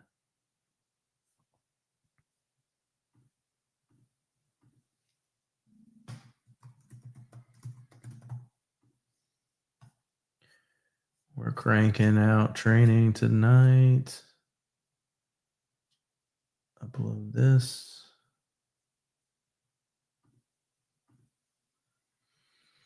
Down payment, done. Okay. This should resolve the issue. Yeah, I've heard that before.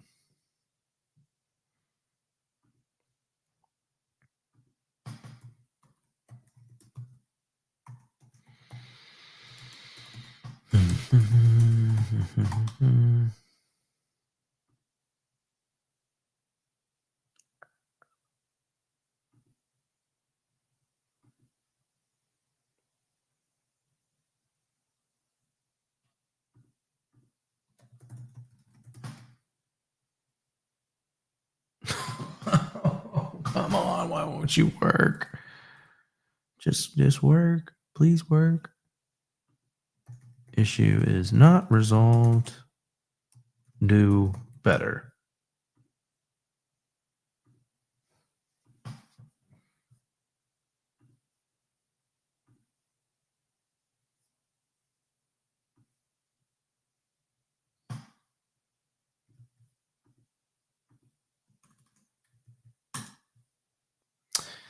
That's disappointing.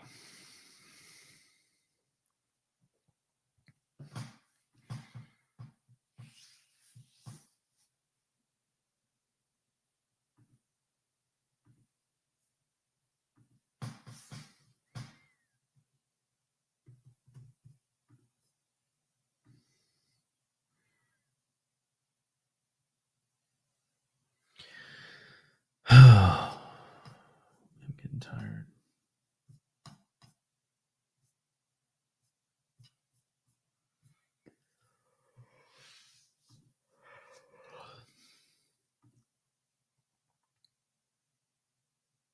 Yes, it is, Dennis. Sorry. Instagram comments don't pull up in my StreamYard feed, so I have to like manually go and check on Instagram.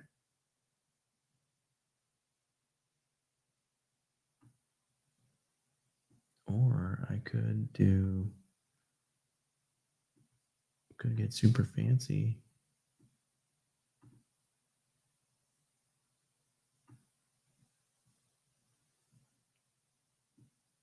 Now I can see both. Well, kind of. Hold on.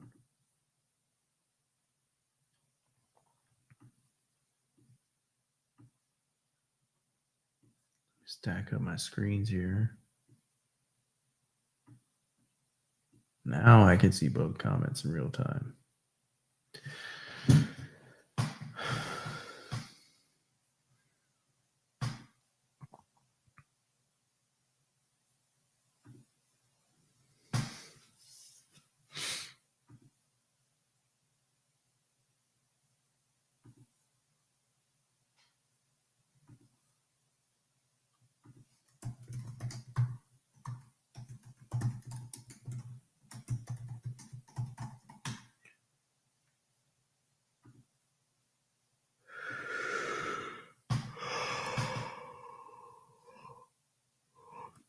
Come on, please work. Please, please, please.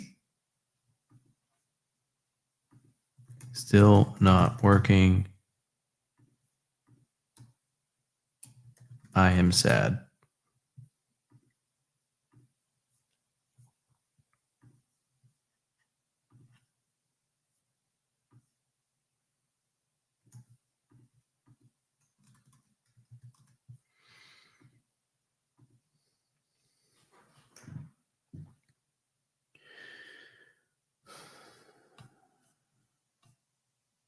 Okay, next video.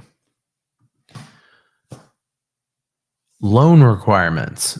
So if you go back to the deal info, you will see insurance. So you put the annual insurance. If you remember that, your requirement is going to be to prepay the insurance in full. Now, a lot of times you have to prepay before you even close. Sometimes you can pay, but it is something you're going to have to pay in full. And it's not something that a lot of people think about or know about. And it's usually a surprise at closing that they never tell you about. How would you like an extra surprise for $5,319? That's usually what happens.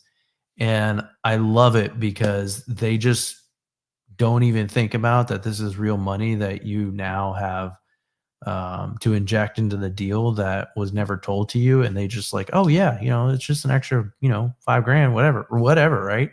Anyways, I digress. So you're going to prepay that insurance policy in full. So it's being recorded there.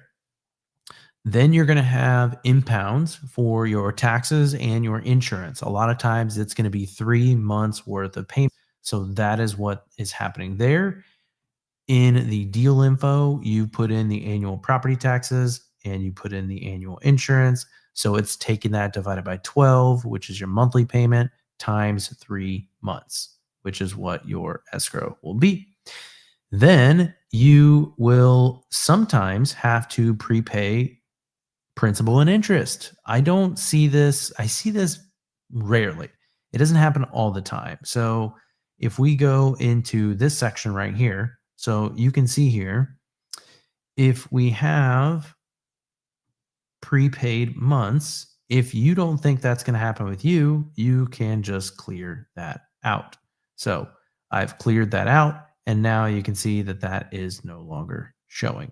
So that is the loan requirement section. I actually noticed a bug. This says 3 months, but this says 6. Let's see what happens when I change that. It doesn't change. So wait, 405. Let's do some math. The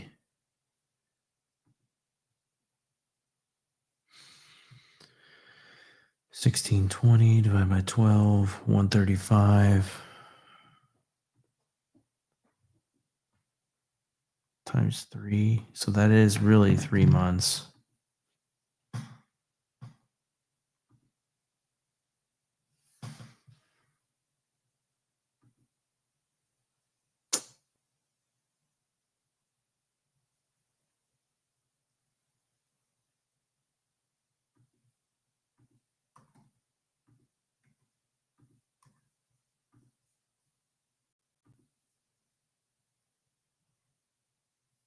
Wow, I'm not sure why that happened.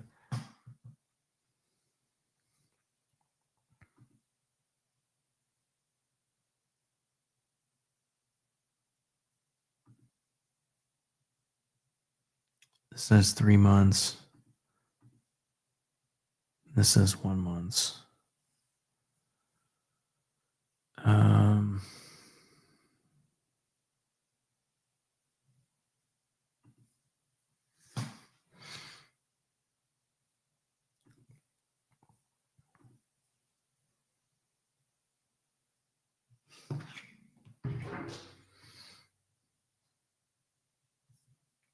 Wait, did I record a video? Yeah, I did, right? Loan requirements.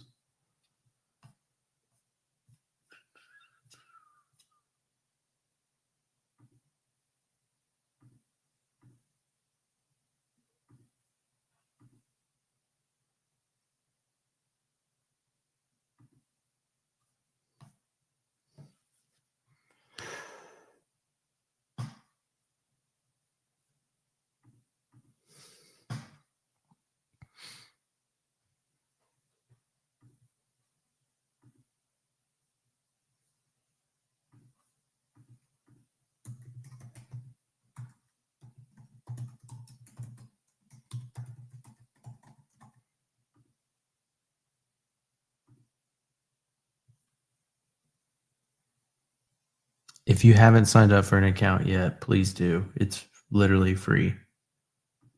I'm not going to pressure anyone into buying anything because this thing's going to be so legit one day that you're going to be like stupid not for buying it. It's going to be you're going to be at a disadvantage. So I'm not even worrying about selling it.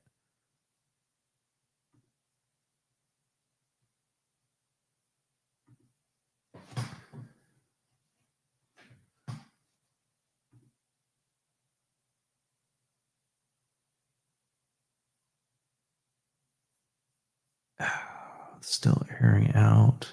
Okay.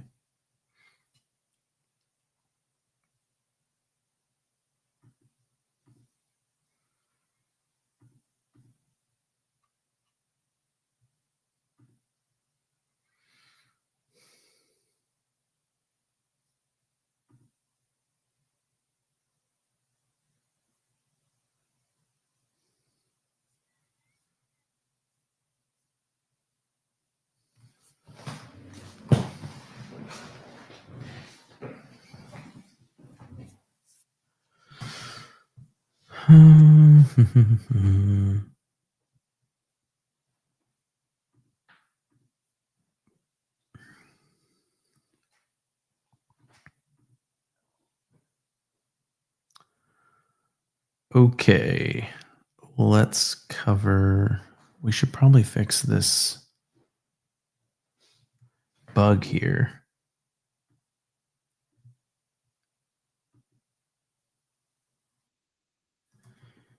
Can you tell me where this is coming from?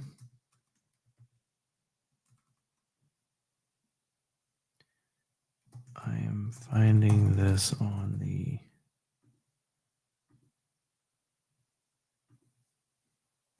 loan requirements section within the escrow tab.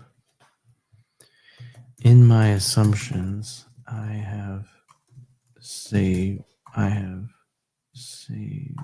the value of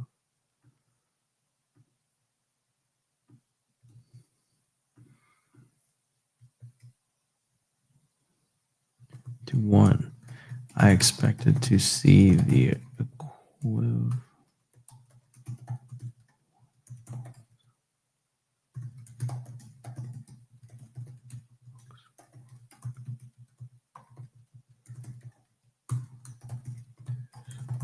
I am not aware.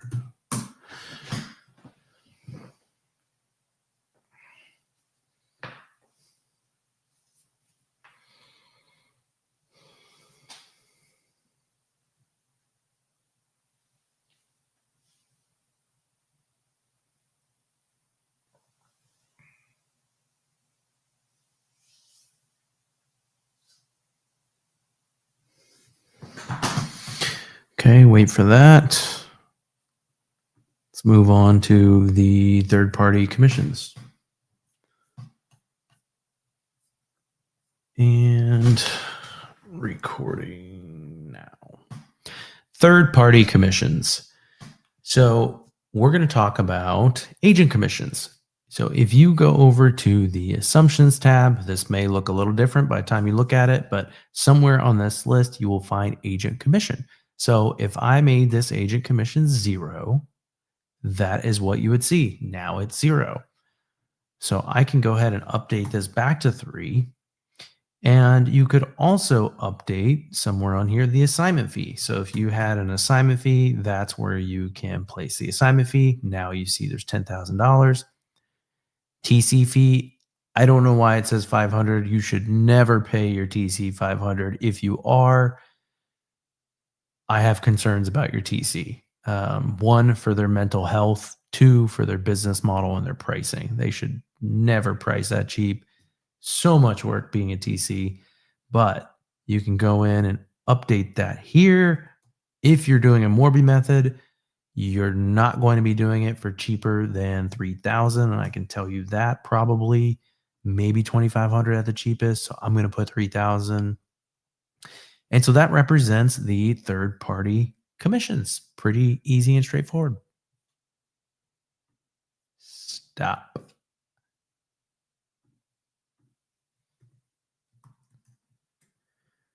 Third party commissions.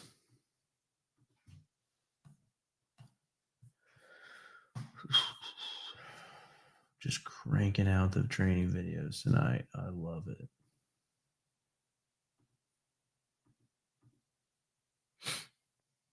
Super pumped. Love it. Okay. Ooh, that's not good. That's not good.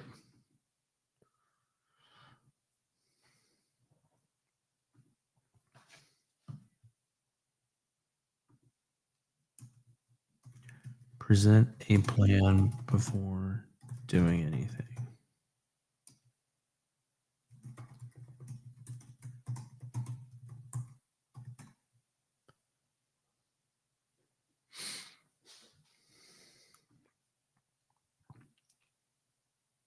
Closing cost.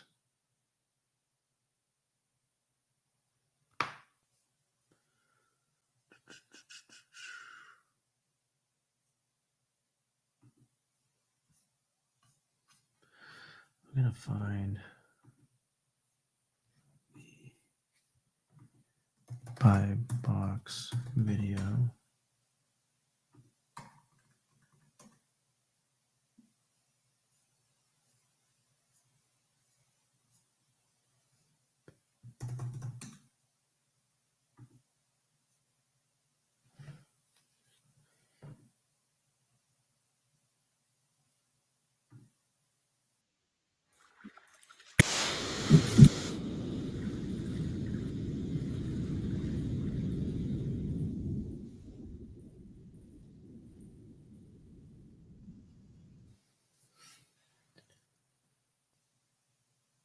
see.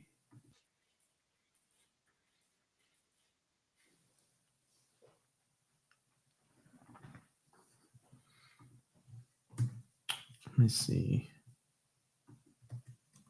Okay, so for this video, let's shorten the length a lot. It should be 3 to 5 seconds long.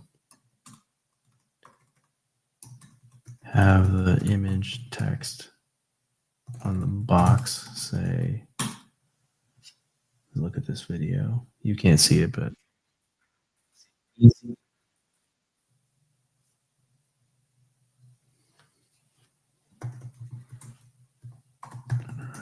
AI.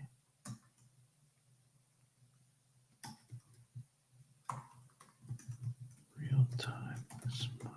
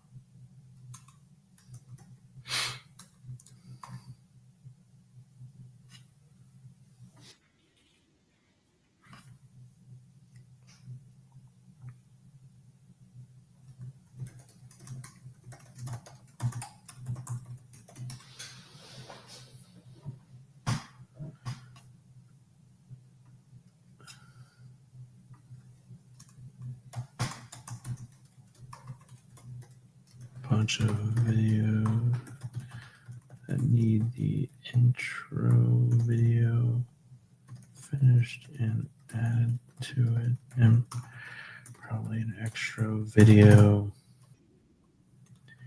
First, let's get the bingo one, so I can work on this in the morning. Boom, done. Okay, you found the issue. I'm kind of scared to test this.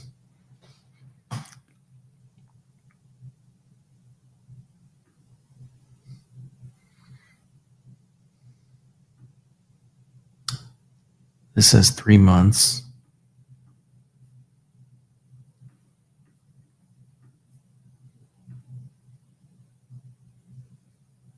Oh, shit. Insurance prepaid.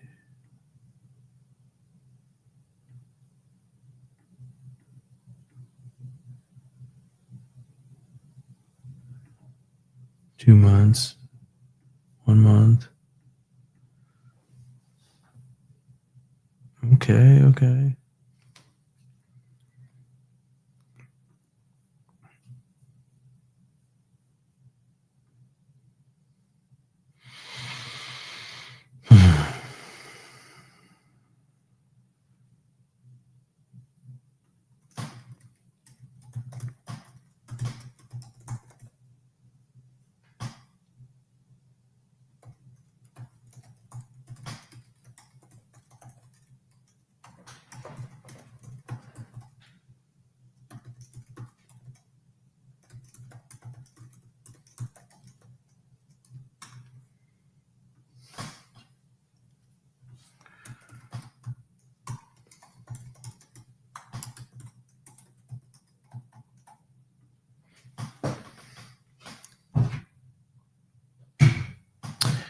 Well, it's getting close to midnight.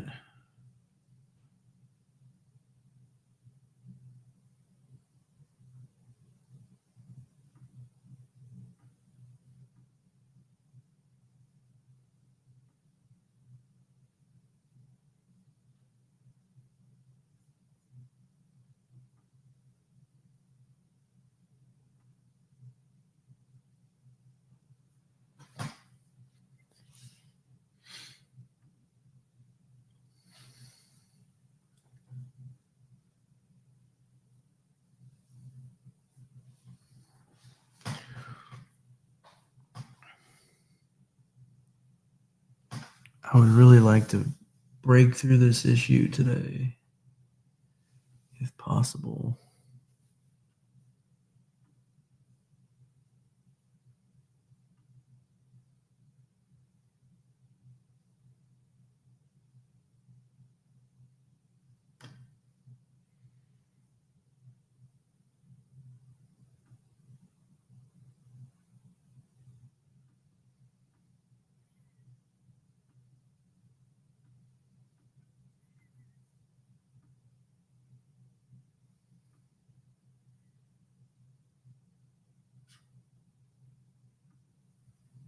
It's taking a while.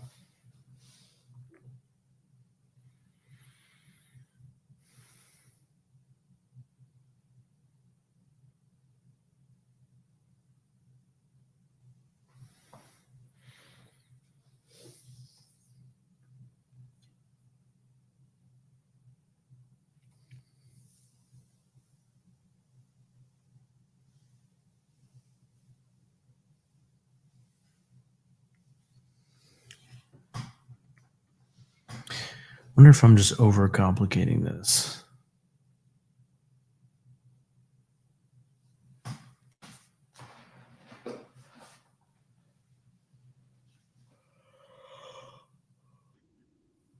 Ugh.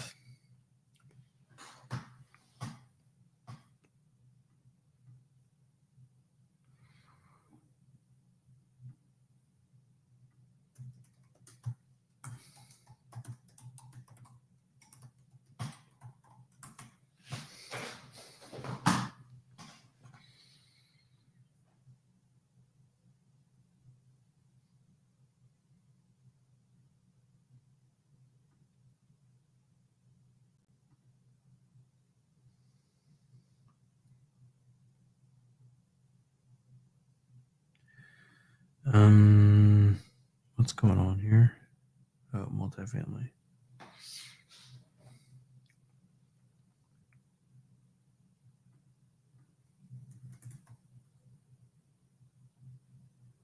Oh, come on.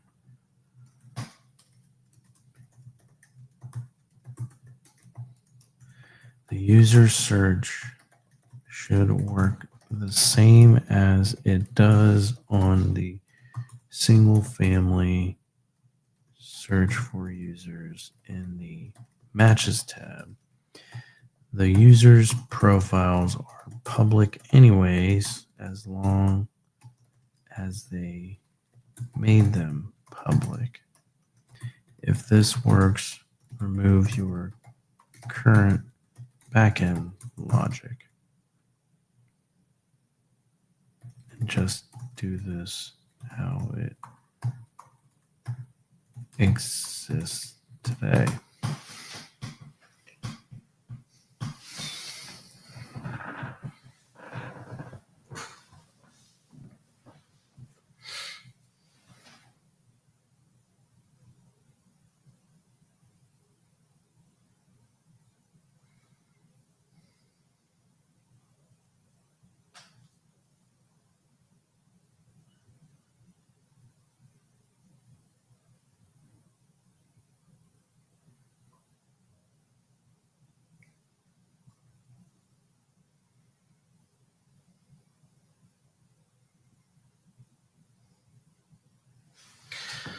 All right. I'll wrap up soon once I can get this going. Hopefully, this is the one. NOI, purchase price, your offer.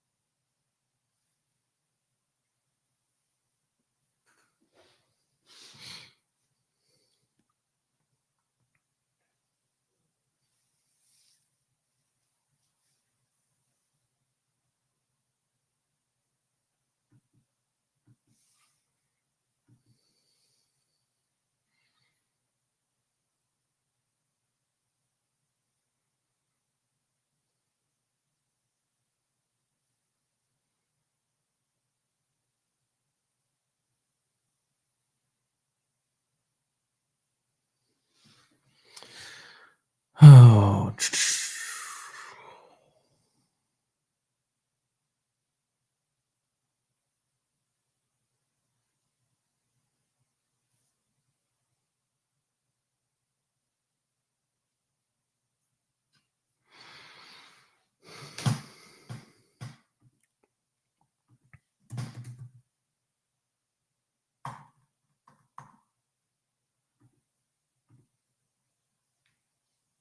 Hmm. Interesting.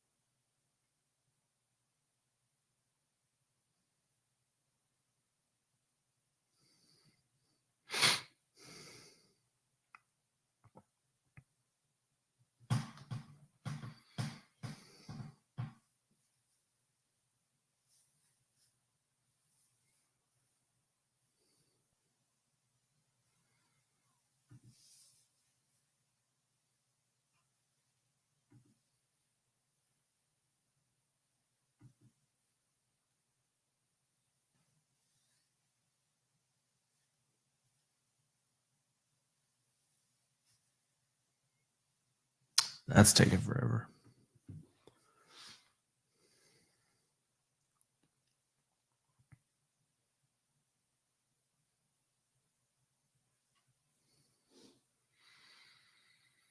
Mm-hmm.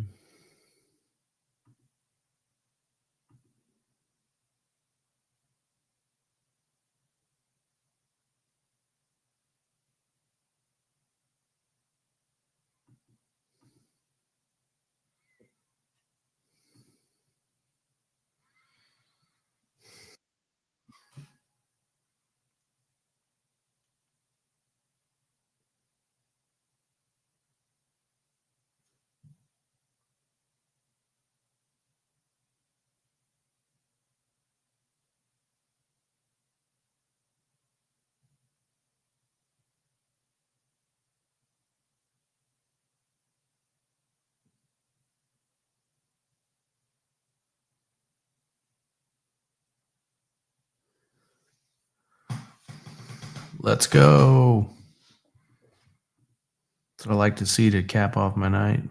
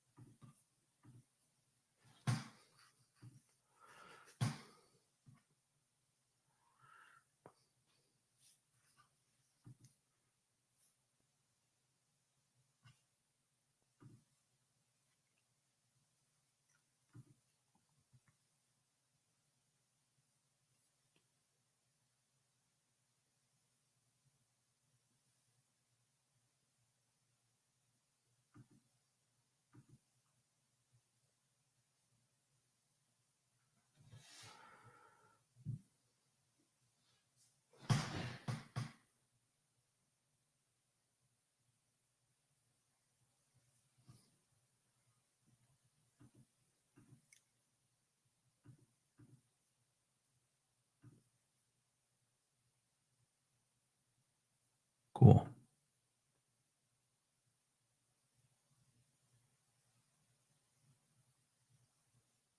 Fantastic.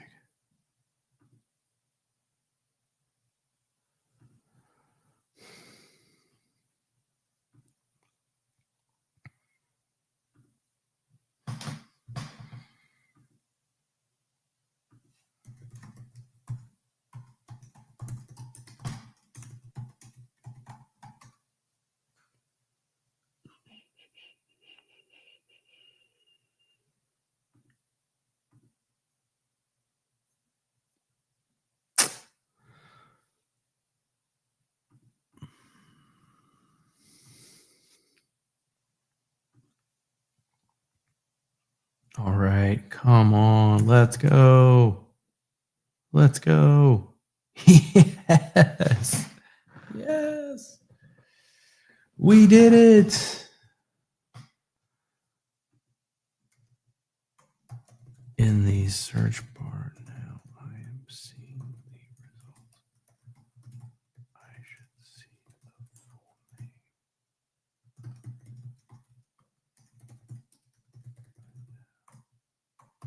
It just says.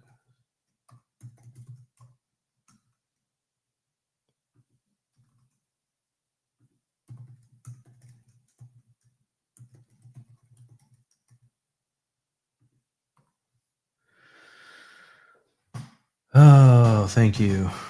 Okay, so now it should pull in the defaults.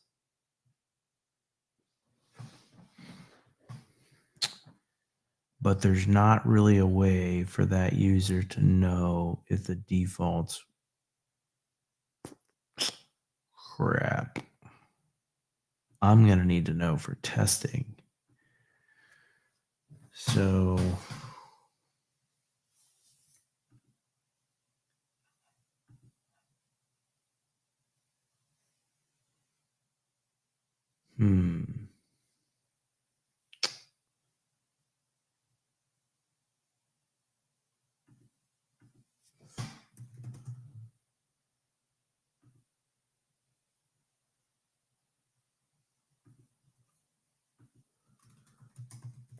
once the user is selected, it's not sticking.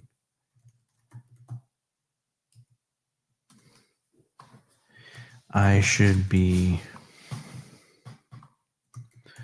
pull in the target cap rate for the selected user, and then in the valuation and offer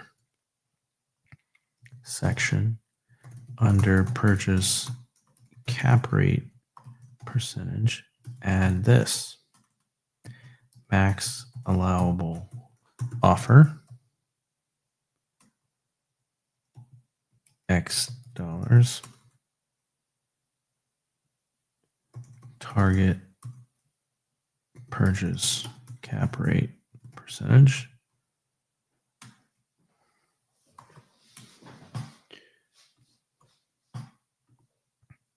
X XX%. This should pull in the user from the search bars. Target max cap rate.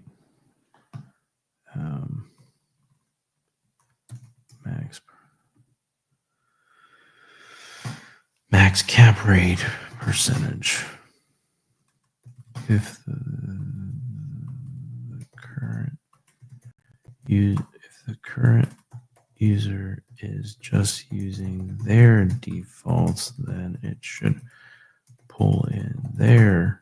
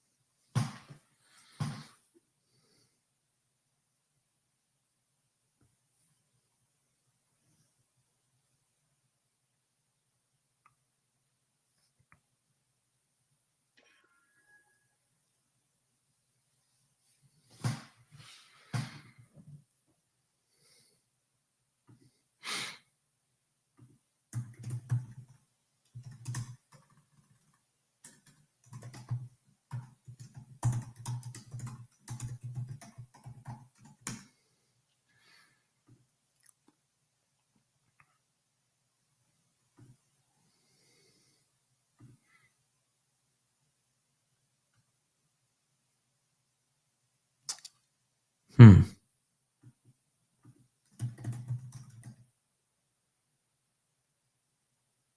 Cool.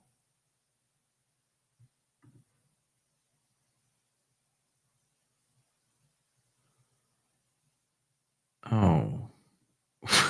Why would you do that?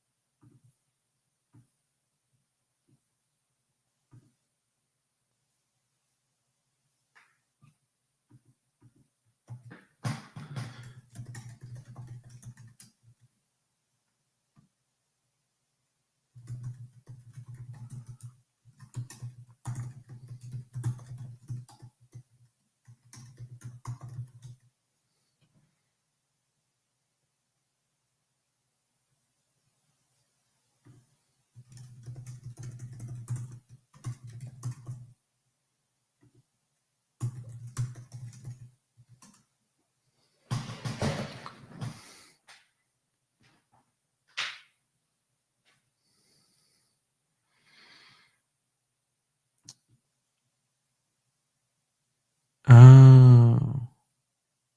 Didn't realize there was this import button. I don't really like that.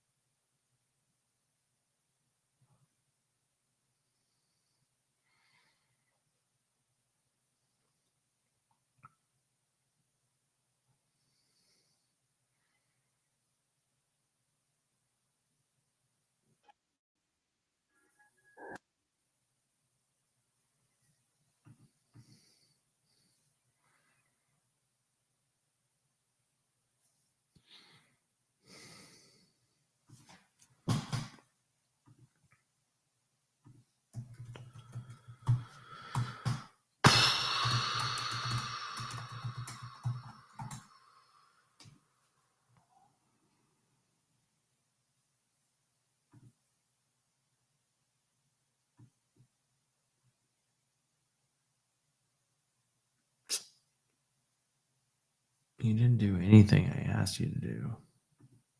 Why would you do that to me?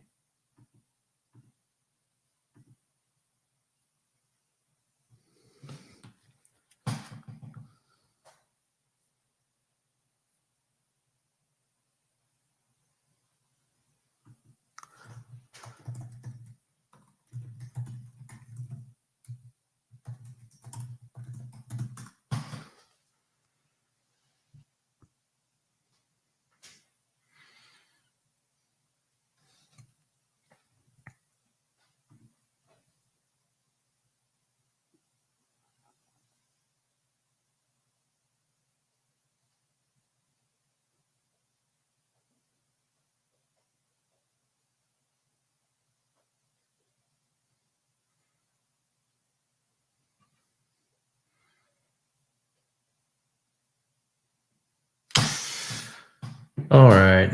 Well, we're going to call it a night on that one because this does not look like that's getting fixed.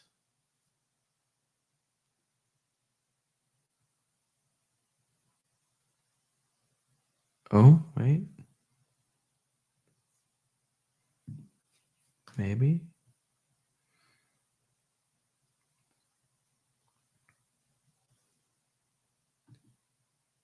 Maybe.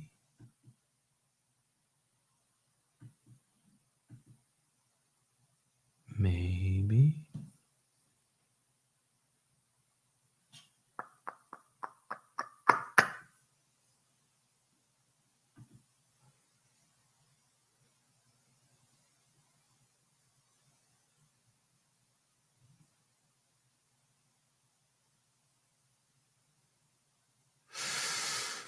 I don't think so. Alrighty. Well, appreciate you hanging in there, and I will see you next time. See you later.